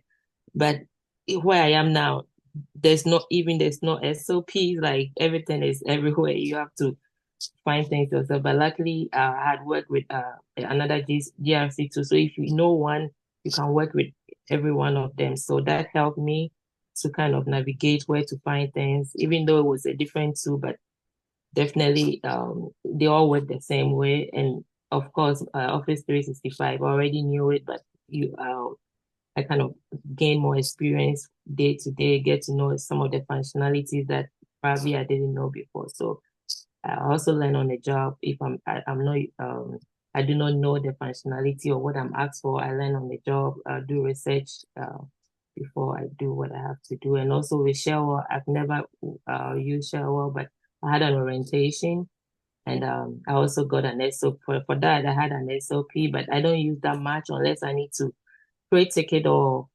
the system team, the technical team are not responding to me, and I'll create a ticket just to track that I did follow up and nobody's responding. Or if I do an audit report and there's anomaly in the report, I go straight ahead and create a ticket for the cybersecurity analyst to investigate further. Yeah, so Okay. that. Thank you very much. So, also last two questions. As a career move, has being a cybersecurity professional, has it paid off? Has it met your expectation? Yes, very much in terms of flexibility, and also is rewarding in terms of financially. It has made me a little bit stable, like compared to where I would have been if I was doing what I was doing before. So I would say yes, it's rewarding, and it's the flexibility aspect. As a mom of three, it makes you more flexible in terms of managing the home. So yes, it's been rewarding. Okay. Thank you. And lastly, what will be your advice to anyone who is looking to break into cybersecurity? Yes, I would say, yeah, always be ready to learn, no matter your experience. I don't think you have an experience, so that ends it. Things change and processes change. You might have an experience, but all the time there are new processes, and you have to be willing to learn. And also, as Dr. Du said, be prepared and at least get an experience. You cannot have it all, but have an experience, have hands-on on some of the project, so that even when you go, you can, if you have to ask questions, you ask the right question, and you don't, because sometimes based on the questions that you ask, even if you don't know, they will know that, oh, you have no experience. But even if you don't know, you make sure you ask the right questions. So always be ready to learn. Yes, and make sure you are kind of prepared, even for some of the tools before you start applying for the job, or in the process of applying for the job, keep learning. Thank you, Venice. And if you can put the tools in the chat for us, that will be much appreciated also as well. Okay. All right.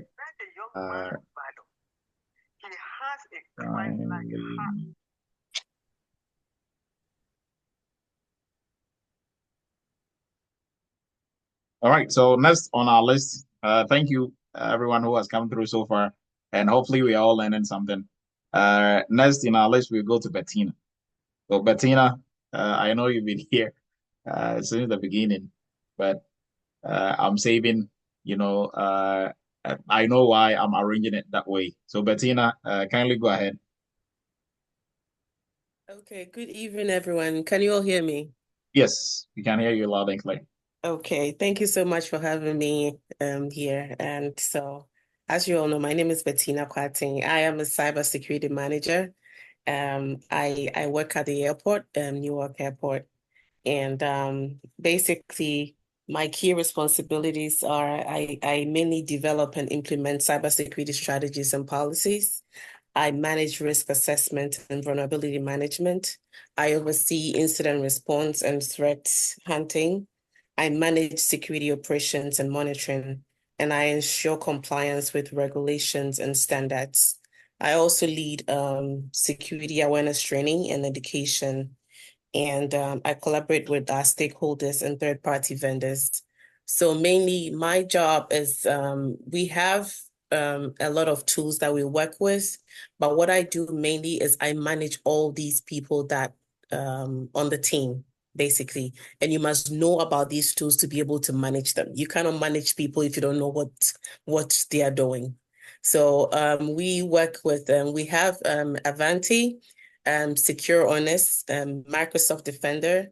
And so mainly Avanti is an endpoint and IT asset management solution that offers integration and support for the SIEM platforms. Yeah, and it does not have a dedicated SIEM solution, basically, but it rather integrates with the existing SIEM systems to enhance security operations.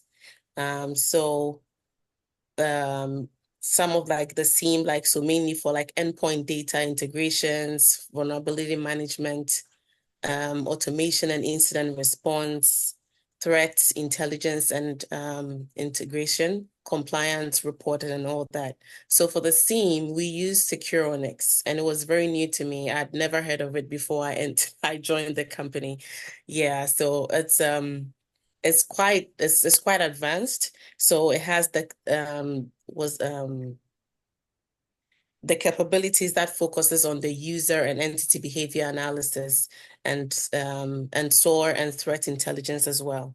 So basically, it also has for cloud native architecture, mainly is designed as a cloud native SIEM, and this means that it is highly scalable and very flexible, and can process vast amounts of data in real time. So for my organization, it being an airport, and the number of the kind of how huge the environment is, it deploys it without managing underlying infrastructure, so making it ideal for such a large scale environment, basically. Yeah, so we also use I've mentioned Microsoft Defender, and we use Excel as well, Teams, PowerPoint, and basically, I think for now, from the top of my head, that these are some of the tools that I think I can mention for now. I'm going to put that in the chat so you could have an idea of what it is. Okay, thank you, Bettina. And your last two questions. So, did you know they were using these tools going into the job, and how did you prepare yourself to be able to use these tools? Okay, so some of the tools for Security, I didn't know about it because they were like our contractors that use that mainly for our incident response. But in the job description, they talked about Defender, they talked about a few other tools that they used to have it, but now when I entered into the company, they had changed. We're using just Defender, and they had just introduced the Secureness with this new contractor that we had for the SOC team. So I found out about them, and when any new tool comes in and is very new to most of us, they give you a little bit of training on there. And as the one good thing for me being the cybersecurity manager, I find a way to let them train me on some of the things that I don't know. But you cannot say that. You must have some idea about some tool before you can let them train you on other stuff, because you cannot say you don't know any tool at all. So, okay, I know this, maybe this is new to me. Can you just give me, is it like this one? So you talk about the ones that you know, and then you let them introduce you into the new things that is on there. Because I mean, even though it was a new tool, it all has some similarities, but then there'll be something quite different from what they're using. So it helps you if you have some sort of idea before you enter into the training or something like that. Okay, thank you. And then also, lastly, cybersecurity as a career move, has it paid off? Has it met your expectation? Yes, it has. It has. It's really met my expectation. And I remember the very first time I spoke with you, and I didn't start from last year. The first time I spoke to Dr. Joe was just this year. I think it was somewhere February.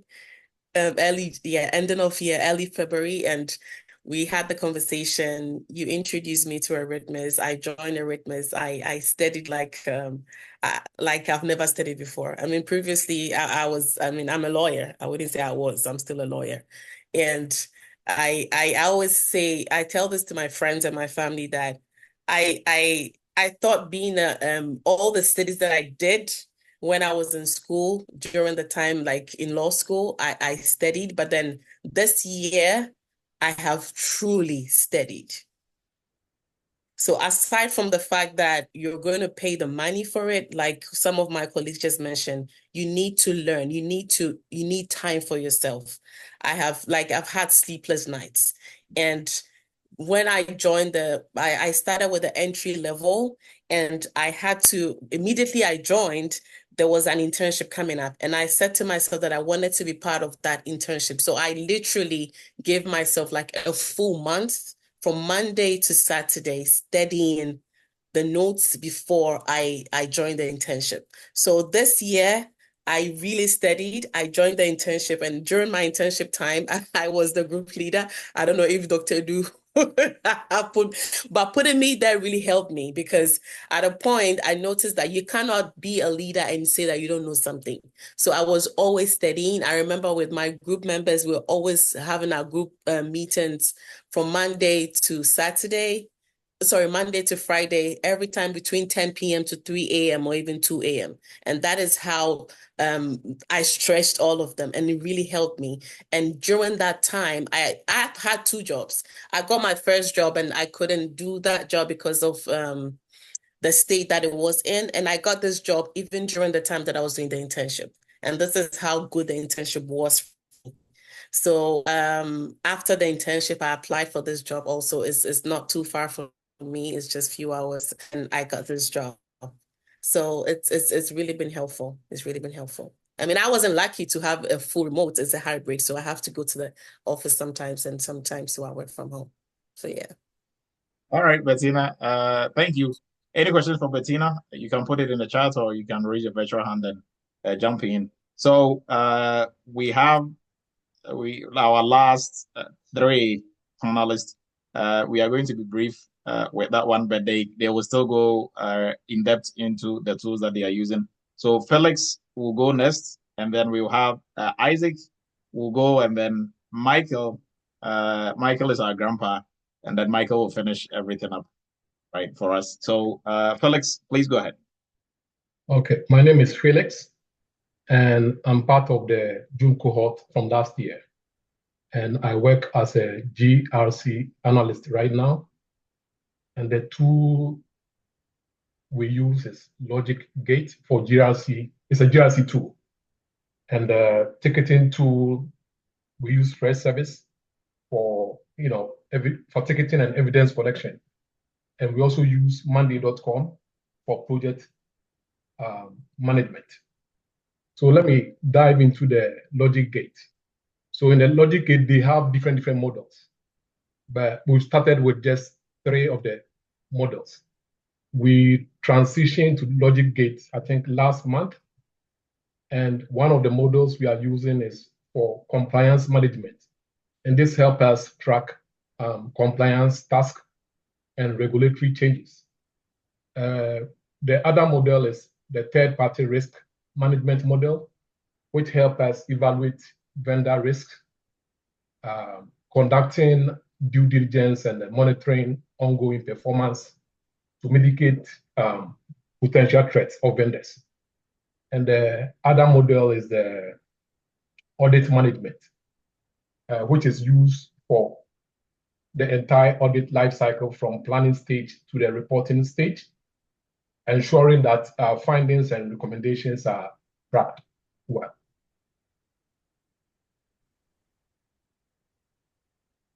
All right. Felix, you are muted. Oh, no, I stand to record. Okay. So, were you coming in broken, or like? No, I mean, those are the tools that. Okay, that you use. The Logic Gate, and then we use Fresh Service for ticketing and evidence collection. And I also mentioned Monday.com for project management. Okay.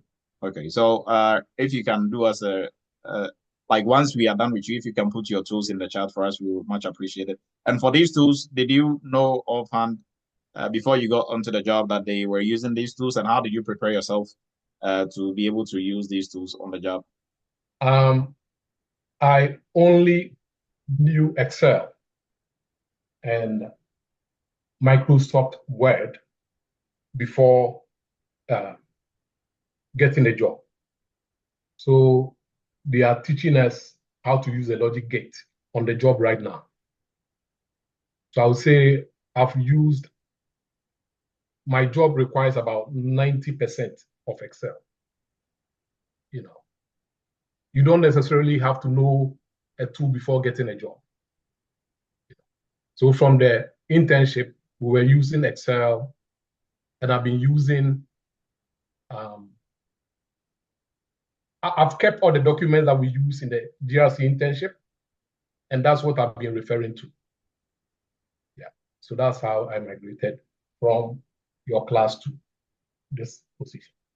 Okay, thank you. And then also, lastly, I want to make this quick comment. So if you find yourself in a company and they are just transitioning into a new tool, then you just hit the jackpot. They're going to train everybody on it, right? If they're already using it, don't think anybody is really going to babysit you. You have to know some part of it or know how to move around in it, or somebody to be able to go out of their way, because they are all there to work. They are like do their work for the day. They cannot spend their time teaching you how to use a tool. How are they going to do their work? Know how to use it, or you have some orientation and you've done some digging yourself. It's easy for them to polish you up, right? But if the company is totally switching, then everybody is new to the tool, so everybody has to be taught. So that will be like a good something for you. I think that is what is happening with Felix with Logic Gate. So Felix, as a career move, cybersecurity as a career move, how has it paid off? Has it met your expectation? And if yes, you can give us maybe some of the reasons why. And then once you're done with that, we'll move into your advice for folks who are looking to get into the cybersecurity space. Yeah, I have three simple points. It has endless opportunities. It comes with a good pay, and I like the flexibility aspect of it. I began like my role was hybrid, but now I'm working fully remote. So that's all I can say. Right. And for anybody who is trying to get into the industry, like what will be your advice in terms of prepping themselves, getting ready for a job, and all that? Yeah, I'll say, invest time and money in this cyber security, profession, and it will pay off at the end. That's all I would say. Just invest your time and money, and it will pay off at the end. Okay, thank you, Felix. If there are any questions, you can put it in there. But Felix, if you can also put in the tools in the chat for us, that will be much appreciated. Thank you very much. Now we're going to move with Isaac. So Isaac, please go ahead and you can take the floor. Hello, everyone. I don't know why you made me go last, Dr. Adu. I don't know whether it's by design. No, yeah, save the best for the last, right? It's not like everybody who came through wasn't the best. They are all the best, but I saved you and Michael for last, and people will know why. So go ahead. Hello, everyone. My name is Isaac Katumba. I am a security operations center analyst. I'm in the financial industry. Basically, I work for a wealth management company, one of the biggest in the country. My primary focus as a SOC analyst is monitoring, detecting, and responding to security threats. So the emphasis is on using a range of tools to ensure that the security of the organization is upheld. So I'll go through some of the tools that I actually use, strapping a little bit many. So for the SIEM tools, that is the security information and event management tools, we use Microsoft Sentinel and Hunters. So both these SIEM tools almost have the same purpose. So but there is a certain advantage of you find in one tool over another. So like we sort of run both of them, but we're going to move over to only one of the other. So the main purpose is to for this SIM is they help me in aggregating security data from various sources, that is logs, events, and network traffic. Basically, it's like a data lake. We have different connectors from different sources that feed into this SIM, and it's able to give us the information that we need.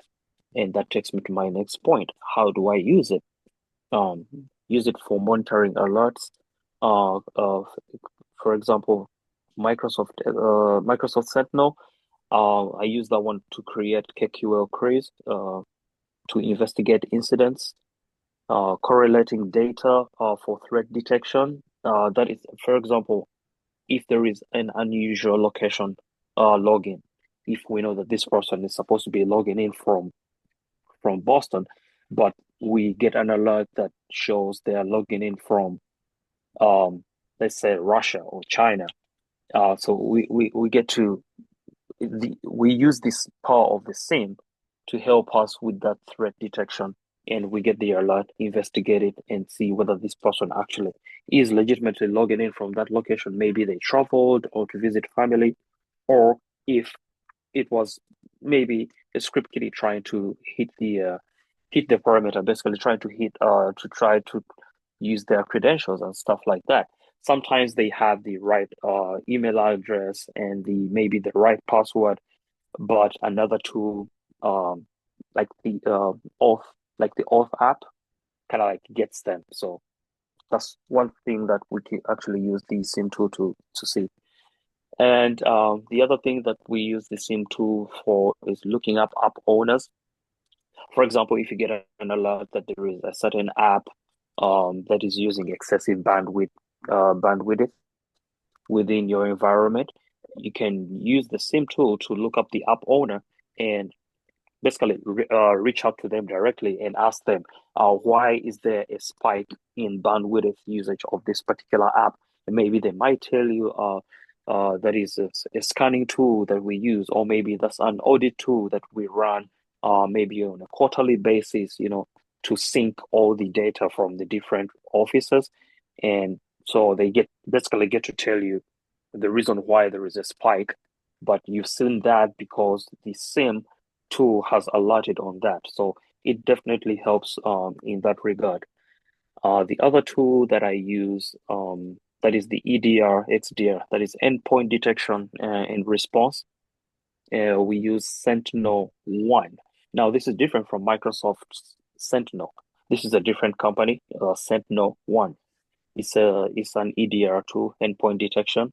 And on Microsoft's side, we use Defender. So again, we have two tools that we're running parallel to each other. The advantages on one over the other. So the main purpose of the EDR tool, it provides visibility into any endpoint activity. That includes detection and response to advanced threats. How I use this EDR tool, I use it to monitor suspicious activity on any workstations or servers in the enterprise environment that we have. I use it for investigating incidents. And once I do, they help me still to, for example, send an asset into isolation, into network quarantine. If I deem it compromised, I can easily isolate it from the broader network to sort of like curtail on the spread of the attack, and then I won't lift the quarantine up until the point when I've realized and confirmed that the asset is proper. The threat has been mitigated. Then I can use the same EDR to lift the quarantine and basically send back the machine into the environment. Why the EDR tool is important, I believe, it's crucial for identifying and responding to threats that might bypass traditional security measures. because you have an agent seated on the endpoint and is constantly monitoring and scanning this endpoint for any suspicious activity. So you basically kind of like catch the threat and stop it in its tracks before it goes any further. The other tool that I use is a threat intelligence kind of like tool. They're called TIPS, threat intelligence platforms. Again, this company, I guess it's so big. That's why we operate under the premise of defense in depth. We don't use one tool for doing one function. We kind of like run parallel tools to do the same thing, as I keep mentioning. So for threat intelligence platforms, we have Anomaly, and the other tool is OpenCTI. So OpenCTI is a pretty powerful tool, and guess what? It's open source. Anomaly is a paid version, but OpenCTI is a very, very powerful tool. It does everything that Anomaly, the paid tool, does, and even better. And I like the way it integrates with other tools within the environment. So the purpose of the threat intelligence platform, it helps in aggregating all the external threat intelligence data to stay informed about emerging threats. As I mentioned, it pulls information, threat intel from the different sources and aggregates it into one easy to understand format. How I use this one? So the threat intelligence platform helps me to cross-reference alerts with threat intelligence to assess the risk, to understand the attacker tactics, the tactics, and help to enrich investigations. So if you have sort of like a URL, a suspicious URL, you can throw it in the threat intel platform, and it will enrich this information and give you feedback whether this URL has been found and reported in the wild by someone else or if not. And it basically gives it a scale, red, that is like really suspicious and malicious. Gives you amber, 50-50, proceed with caution, and then green could be clear. The other tool that we use is called Axonius. Axonius is an asset management platform. Basically, it's a system of record. This particular tool is a system of record for all the digital infrastructure to inform us in our duties and the other security teams to help us understand all our assets. Basically, the purpose of this particular tool, Azonius, is asset inventory.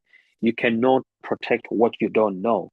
So this particular tool helps you to understand your entire environment, your cloud assets, your VMs, and your hardware, and all the software, and all the data connectors, and basically what software is installed on these particular tools, which software is out of date that needs to be patched or updated, and how I use it in the SOC is to help me identify risks, prioritizing remediation. As I mentioned, it gets to inform you about what software is on a device, on an endpoint, whether it's up to date. So it helps you to prioritize any remediation and patching that you may have, and also to secure the digital attack surface. Because as I mentioned before, you can protect what you don't know.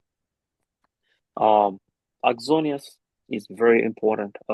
Any asset management platform is very important because it helps you to basically manage your attack surface and bridge any coverage gaps that you might have in your network, and also basically proper asset management and hygiene. Email security and phishing protection. That's another function in the SOC, and the tool that we use in this is what other contributors have actually mentioned. Proofpoint, and as you've mentioned, I'll just go through Proofpoint pretty quickly because you've heard it from other members. So protects against phishing, malware, business email compromise, and email fraud protection.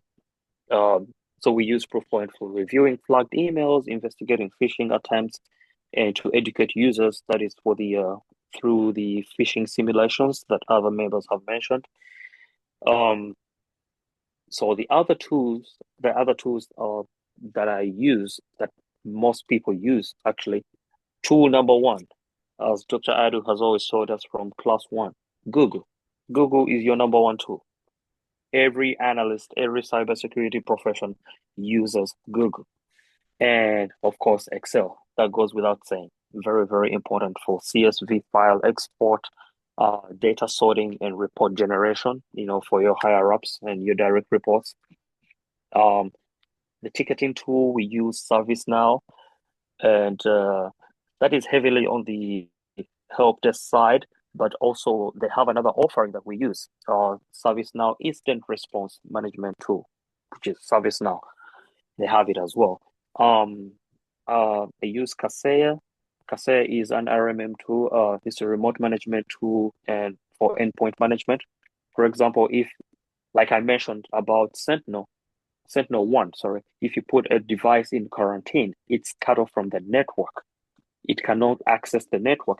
But with the use of a tool, if you leverage a tool like Kaseya, you can put the particular endpoint in a certain grouping, which is kind of like a test group that enables you to actually access it and do any sandboxing of any information that is on there and any forensics.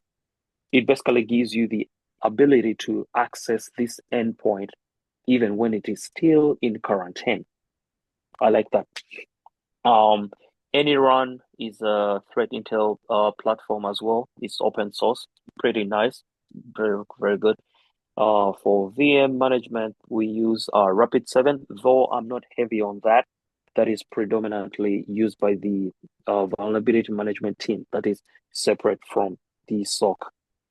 Confluence, Jira Confluence, as mentioned by other contributors, we use that one as a depository for any playbooks that we have developed in the SOC, and any KB articles, knowledge-based articles that other junior analysts can actually access and get to see what playbook to implement in what given the situation at hand. So in conclusion, the tools that I use cover different aspects of the security, monitoring, detection, and response and prevention. Every day is different, being a SOC analyst. These tools combined with the human expertise basically enable me to safeguard the environment that I work in, the organization and its assets from evolving cyber threats. I say evolving because the bad guys are always evolving and coming up with new tools and new tricks up their sleeve. So we keep evolving, and that's why I love the cybersecurity realm, because it's not static. It's very, very dynamic. Yep, those are the tools that I use. Thank you, Isaac. And if you can put the tools in the chat for us, that would be much appreciated. So for these tools, you went through a whole list. Did you know your company where they were using these tools before you got in there? And how did you prepare yourself to be able to, function effectively using all these tools in your current role? I actually, in my current role, I came to this company. I knew how to use Proofpoint because I had used Proofpoint in a previous company. Proofpoint and ServiceNow, and of course Excel. That's it. For the rest of the tools, we were using totally different tools in my previous companies. We're using CrowdStrike, Splunk, QRadar, totally different from what I'm using right now. But the fact that I had that knowledge from my previous roles or from using those other tools, they are almost the same. If you have that knowledge, it's very easy for you to segue into another tool. They almost do the same thing, but you can definitely get used to it within a week. All right. Thank you, Isaac. So, as a security professional, has your switch or career move into cybersecurity, has it met your expectation? Has it paid off? If so, you give us some reasons. And then once you're done, we will ask our last question, your advice, or you can tie both of it in together. Your advice to folks who are looking to do the same career move. Has yours paid off? And what will be your advice to those who are looking to get into this space?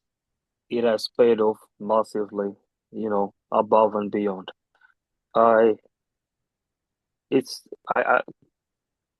I definitely don't regret having switched to cybersecurity. It's it financially it has paid off and it continues to pay off.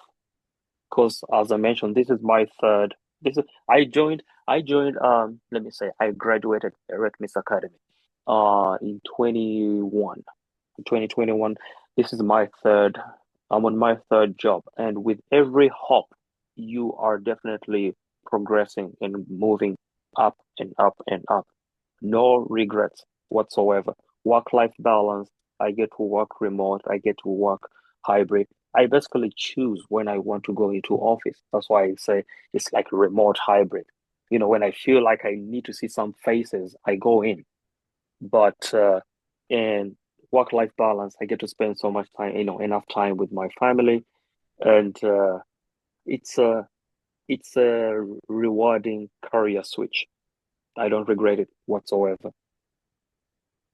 And your advice to anybody trying to do the same career move? Absolutely. So my advice to start a career in cybersecurity, one needs to build a strong foundation, and Eretmis Academy is one of those avenues, one of those vehicles that someone can use to build a strong foundation in IT. Because the training that you took us through, honestly, I still look back to it as other members have actually mentioned. It was such an eye opener, and I still dwell back on that knowledge that I learned from you from Eretmis Academy. So one needs to build a strong foundation in IT, and they can definitely leverage Eretmis Academy for that. And also, earning key certifications, like CompTIA Security Plus, gaining hands-on experience. That one is very, very important. So they can definitely get that through the internships, and the trainings that you actually, the job preparedness that you offer, and continually developing oneself and their problem-solving skills and analytical skills and the soft skills, because cybersecurity is all about collaboration. There is so much cross-team collaboration that you come across in this particular career. Thank you, Isaac. There are two questions in here for you before you go. So one is, what tool do you use for query? And someone was asking, I think it's Mamus. So for querying, since we use Microsoft Sentinel, we use the KQL query language for Microsoft. It's called Kusto query language, KQL. Okay, so I think it's the same thing that he put in here. Probably he also uses something similar like that. And the last one here. For Microsoft Sentinel, the same uses Microsoft's own language, which is KQL, Kusto. But for the EDR tool, which is Sentinel-1, don't to confuse the two. It's a totally different company. It's an EDR solution. The one they have, they use SQL. Okay. Yeah. Thank you for that clarification. And then also, Roland is asking if you've had any 0-day encounters, or if you've encountered any 0-day form of attack, and how did you deal with it? Yes, definitely. Sometimes you find yourself posed in a predicament and you have an attack that has not presented itself anywhere in the wild. You leverage all these tools, even the open source tools like VirusTotal, OpenCTI, Anomaly, and no, there is no mention. There is no mention of that particular tool. So what I might call a 0-day wasn't actually malicious. It wasn't malicious. It was a new software. It was a new tool with a very complicated script, that kept pulling information from the environment, and it came off as a beaconing attack, But fortunately, knock on wood, we have not experienced. I haven't personally come face to face with an actual 0-day. Thank you, Isaac. It's always a pleasure. If you can kindly put your tools in the chat for us, and we are going to go to Michael. So Michael, our grandpa Michael, is going to take us away, and there is a reason why we went in that order. So Michael, kindly go ahead, introduce yourself and your role, and then you can start walking us through your tools. Yeah, good evening, good evening, everybody, or hello, everybody, wherever you are. So this is Michael, and I'm currently a GRC analyst.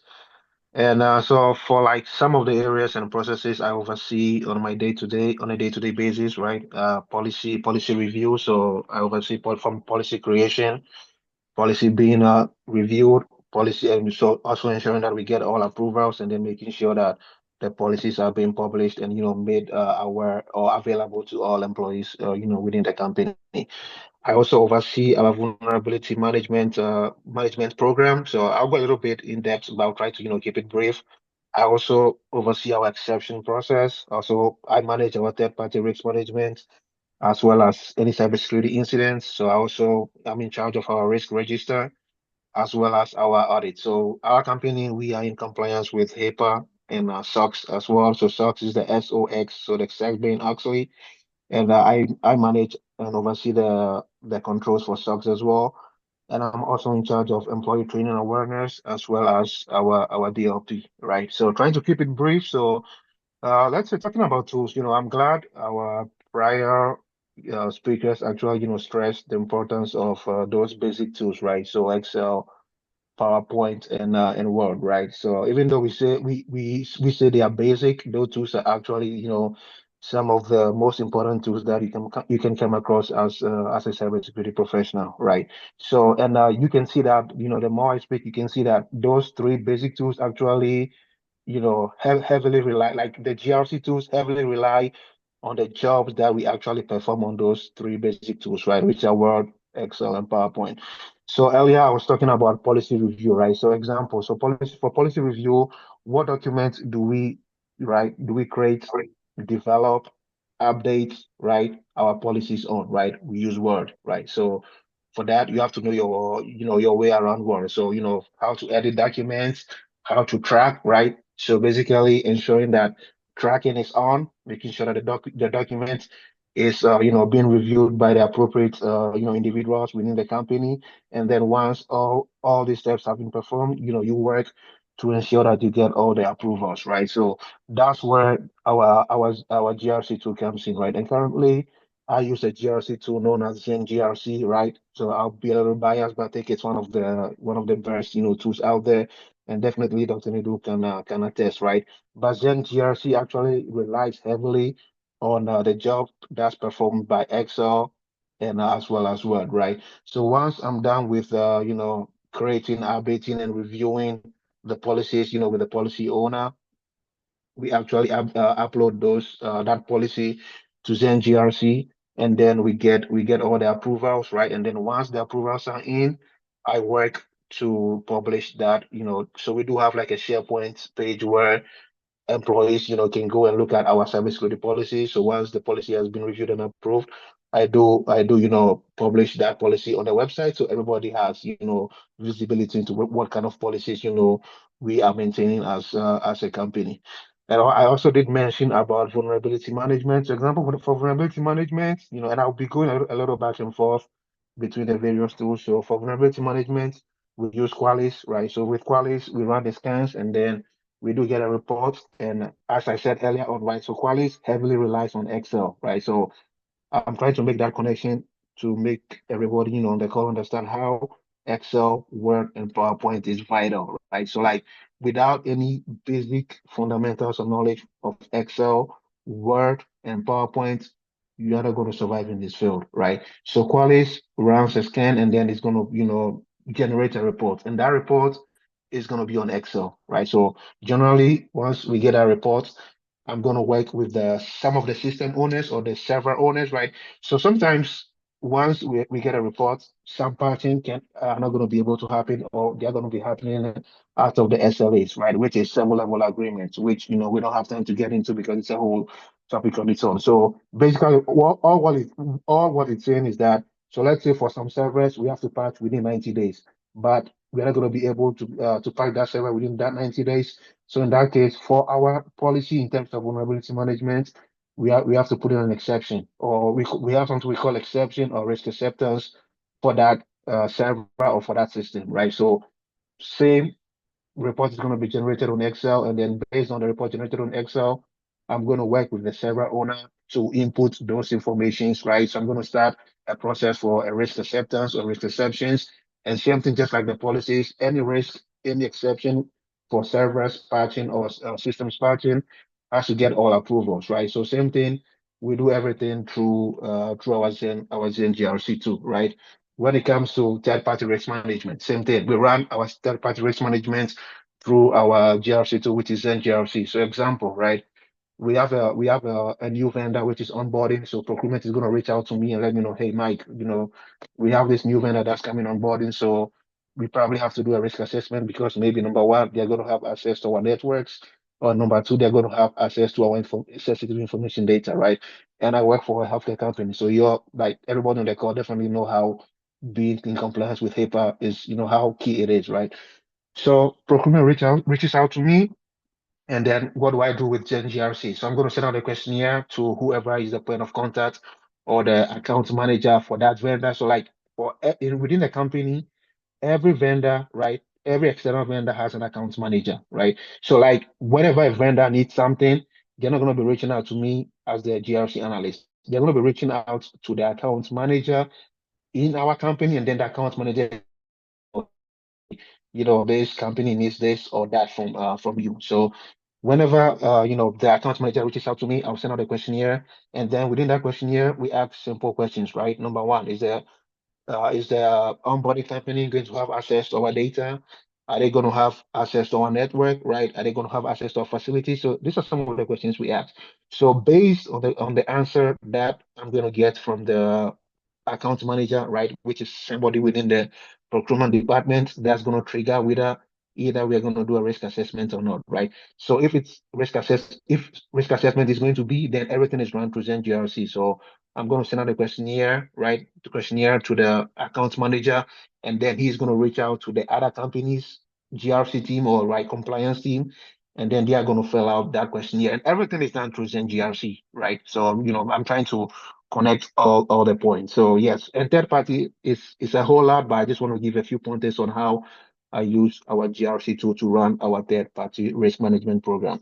And it's also when it comes to incidents, right? So whenever there is an incident, every incident, whether low or high, has to be recorded, right? So in the incident GRC. So basically, we have to track all incidents till resolution, right? It's a whole topic on its own as well. I can go into details. We're running out of time, right? Risk register, same thing. So risk register, we run our risk register in our Zen GRC tool, right? So basically, every risk in the company is recorded in there, right? So, and our GRC tool is also key. You can only imagine how important it is making sure that, nobody breaks into your GRC tool, because that's where you keep your risk, right? Your vendors, like everything service ready, you keep it in your GRC tool. Yeah. So for risk register, the beauty about having your risk register in a GRC tool. You can have dashboards, right? You can have dashboard. You can have controls like mapping. It makes mapping so easy, right? That's also a topic on its own, right? Probably gonna take hours to go through that. And also audit, I earlier mentioned SOX, so SOX, which is the Sarbanes-Oxley. So we are in compliance with SOX, and we run our entire SOX program through GRC, right? So example, so some of our source controls basically, right? So we have different source control. We have about 140 source controls, and they have different frequencies, right? So some source controls, they kick off every month, some are every 3 months, some are every 6 months, and some are semi-annually and annually, right? So imagine having to manage all this through Excel, right? So like Excel is great, but the difference between Excel and having a GRC tool is the efficiency, right? So with a GRC tool, number one, is more efficient, and also number two, right? You're actually going to use less time, right? Which gets back to the efficiency. So less time actually to perform some of the GRC functions, right? So when it comes to our SOX audit, so basically GRC tool is going to send me a reminder, right? For whenever.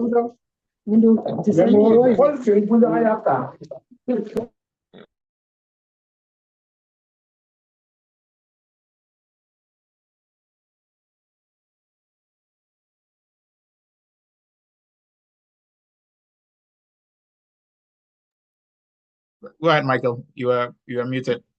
I have to mute everybody. Oh, okay. Sorry about Sorry, that. I was speaking. Okay, can you hear me now? Yes, we can Okay. hear you. Okay. Awesome. Yeah. So talking about the audit, how we run our audit program within our GRC tool. So with GRC tool, right, we have about 140 controls, and those 140 controls have different frequencies, right? So some of them kick off every 3 months, some of them are monthly, some of them are semi-annually, and some of them are annually, right? So imagine having to use Excel and then putting on reminders, right, to go back and see, okay, so for like the 100, it becomes unmanageable, like crazy unmanageable, sorry. So the GRC2 actually makes life easier for you because it's going to send you reminders on when, documentation or evidence is due for a control. So with the source control, we do have the control owners, right? We have our audit team, and then we have the GRC team. So let's say this example, right? So the source control for password parameters is going to kick off. So once it kicks off, it's going to go to the control owner. So the control owner is going to read the description, and then they're going to provide the evidence, right? So they provide the evidence, and then once they provide the evidence, they're going to kick it off to our internal auditor. So the internal auditor is going to review the evidence, and if he's okay with the evidence, he's going to kick it off and push it off to the GRC team, right? So imagine having to do all this with an Excel sheet, right? It's going to be emails, right? You might miss an email, but having the tool actually streamlines the process, makes the process easier, right? Make it understandable and also easy to follow. And also very importantly, tracking, right? Because you always want to track, because that way if something comes up, hey, you just go into the tool and we have the evidence that, hey, maybe this did kick off, but you evidence owner, you were supposed to do A, B, and Z, but you didn't, right? So we do have that trackability as well. That's the major difference between having a GRC tool or relying on those three, basic tools, even though we say basic, but they are not actually basic. Like those are the tools that you have to actually build upon, to be able to survive in the industry, right?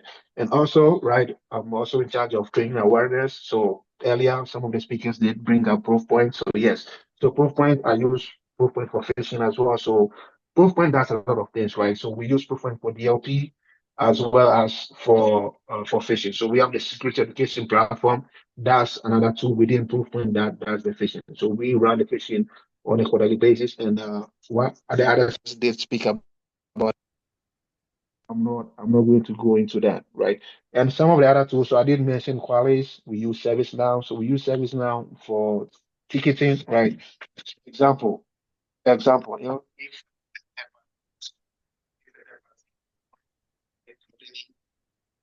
You are coming in broken, Mike. can you hear me now? Still a bit faint. Okay. Yes, Better? yes, it's okay now. Okay. Yeah. Oh, and you are going in and out again.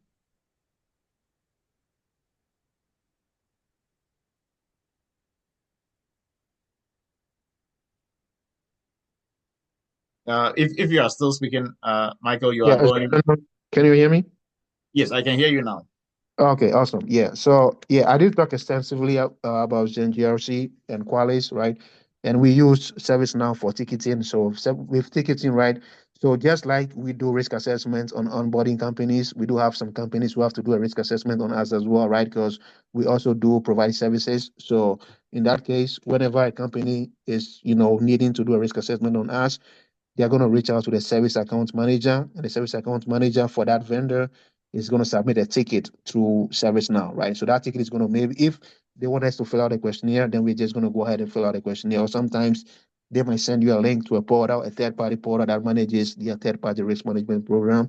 And then we go ahead and fill out the questionnaire, right? So I did talk about Zen GRC, about Qualys, about ServiceNow. We use Jira.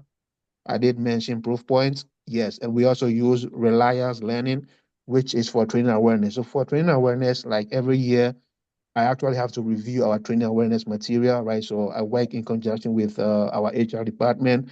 So once I review and I'm okay with the content, right, I push it to HR, and then we use the platform or a tool called Reliance Learning to actually push the training material to all employees, and then they have to take it. They have like, it's a compliance, right, requirement. So they have a time frame that they have to take it, and everything is done through Reliance.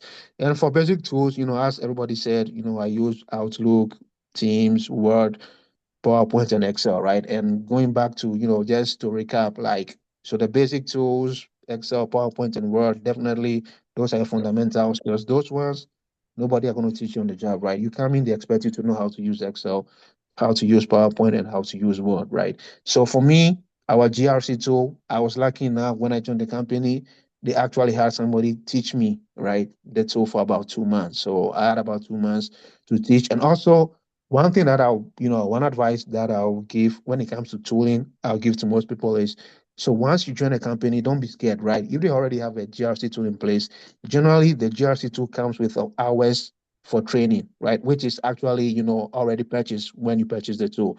So you can always reach out, whatever tool your company uses, you can reach out to that tool company, and then you can have some sections where they can actually help you and walk you through how the tool actually works, right? And I'm speaking I'm speaking from experience, right?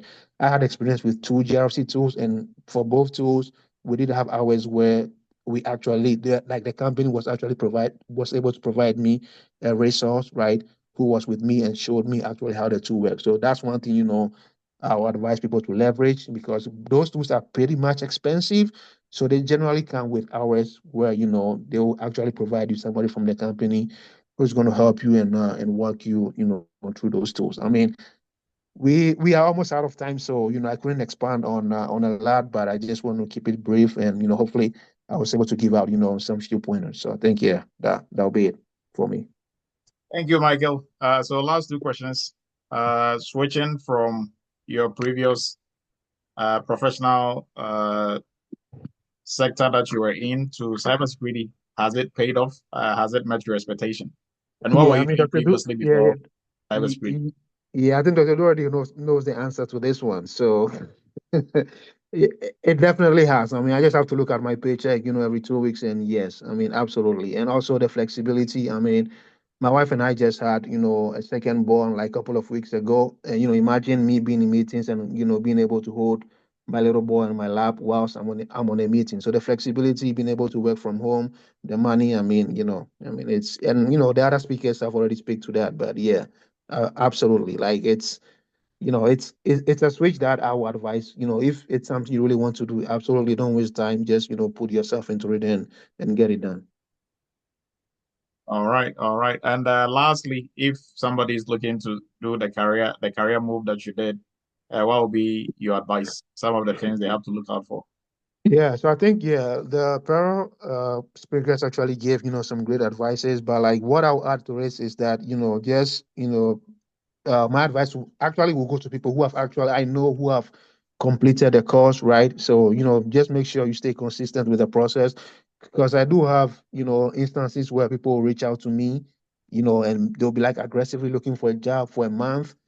Things don't go well, and then they abandon it, right? And then they'll come back maybe 3 or 4 months back, and then be like, okay, now I'm back. I want to redo it again, but it doesn't work that way, right? Once you make your mind you want to do it, just keep the consistency. Whatever other job you are doing, keep your job, keep doing it, keep applying, right? Don't just get discouraged because maybe for like a stretch of a month or two, things didn't go how you were expecting it to go, right? So just just keep the consistency. Don't stop and pick, because once you stop and pick up, like it's never gonna go like it's never gonna be like the same. So my advice is just just stay consistent. If you want to do it, put your mind to it until you land your first job. Never stop. All right. Thank you, Michael. And there's a question in here from Shango, and then we wrap it up.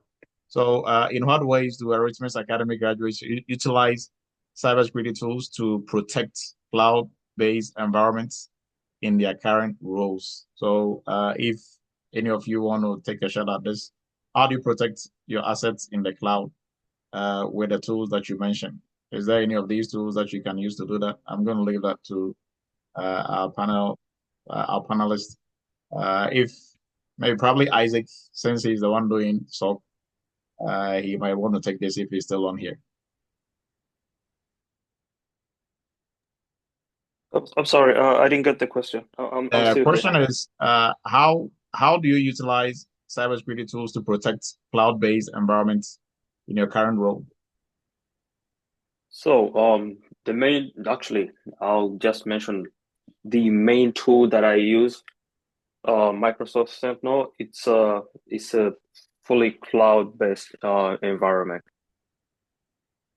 So everything that I've mentioned that I use in Sentinel, I use it in that aspect of helping me execute my duties as a SOC analyst on a day-to-day basis.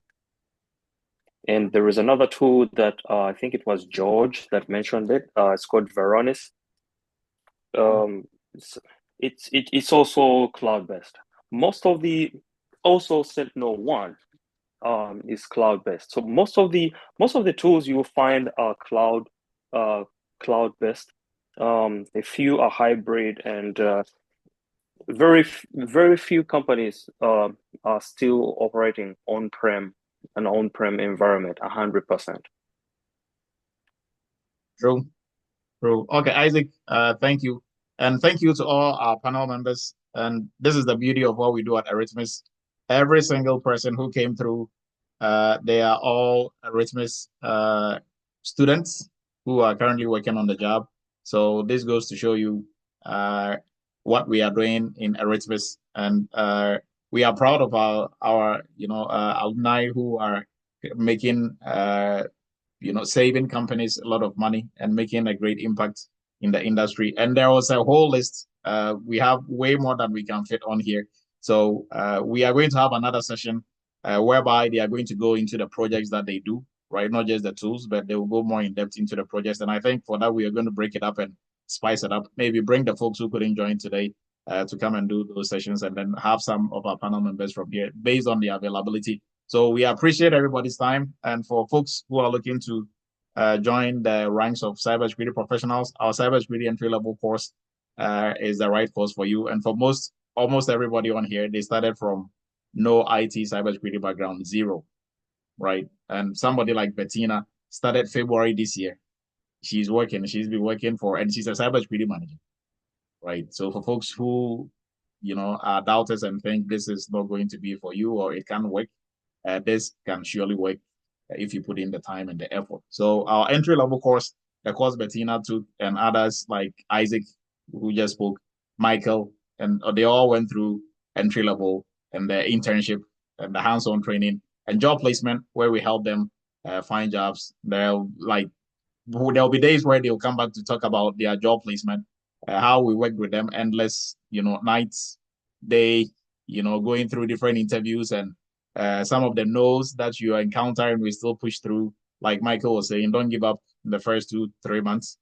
Keep pushing, right? So the entry level really helps you to go through the whole entire process from start to finish. So you become a cybersecurity professional, and we are going to invite you back to speak like Michael, Isaac, and everybody else who was on here, right? And then for folks who are looking to specialize in a niche within the cybersecurity space, we encourage you to join our PCI DSS class. The ones that George and Kwame and Frank and others went through, we encourage you to join that as well. And then for folks looking to break the gap between knowledge and skill, if you know some knowledge, you've gone through some classes, you are looking to jump into real life projects, we encourage you to jump into our cybersecurity GRC internship. Next one is starting on the 23rd of November. And for our cybersecurity group, we've posted the link in the chat, so you can join the cybersecurity WhatsApp group.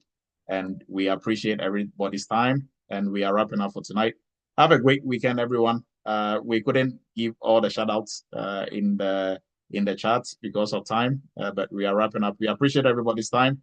Stay blessed. Have a safe weekend, and we are going to meet next week, same time. And we are going to come to you with hopefully another panel, and they are going to talk more about what they do on the job. Have a great weekend, everyone. You too. Thank you, Dr. Adu.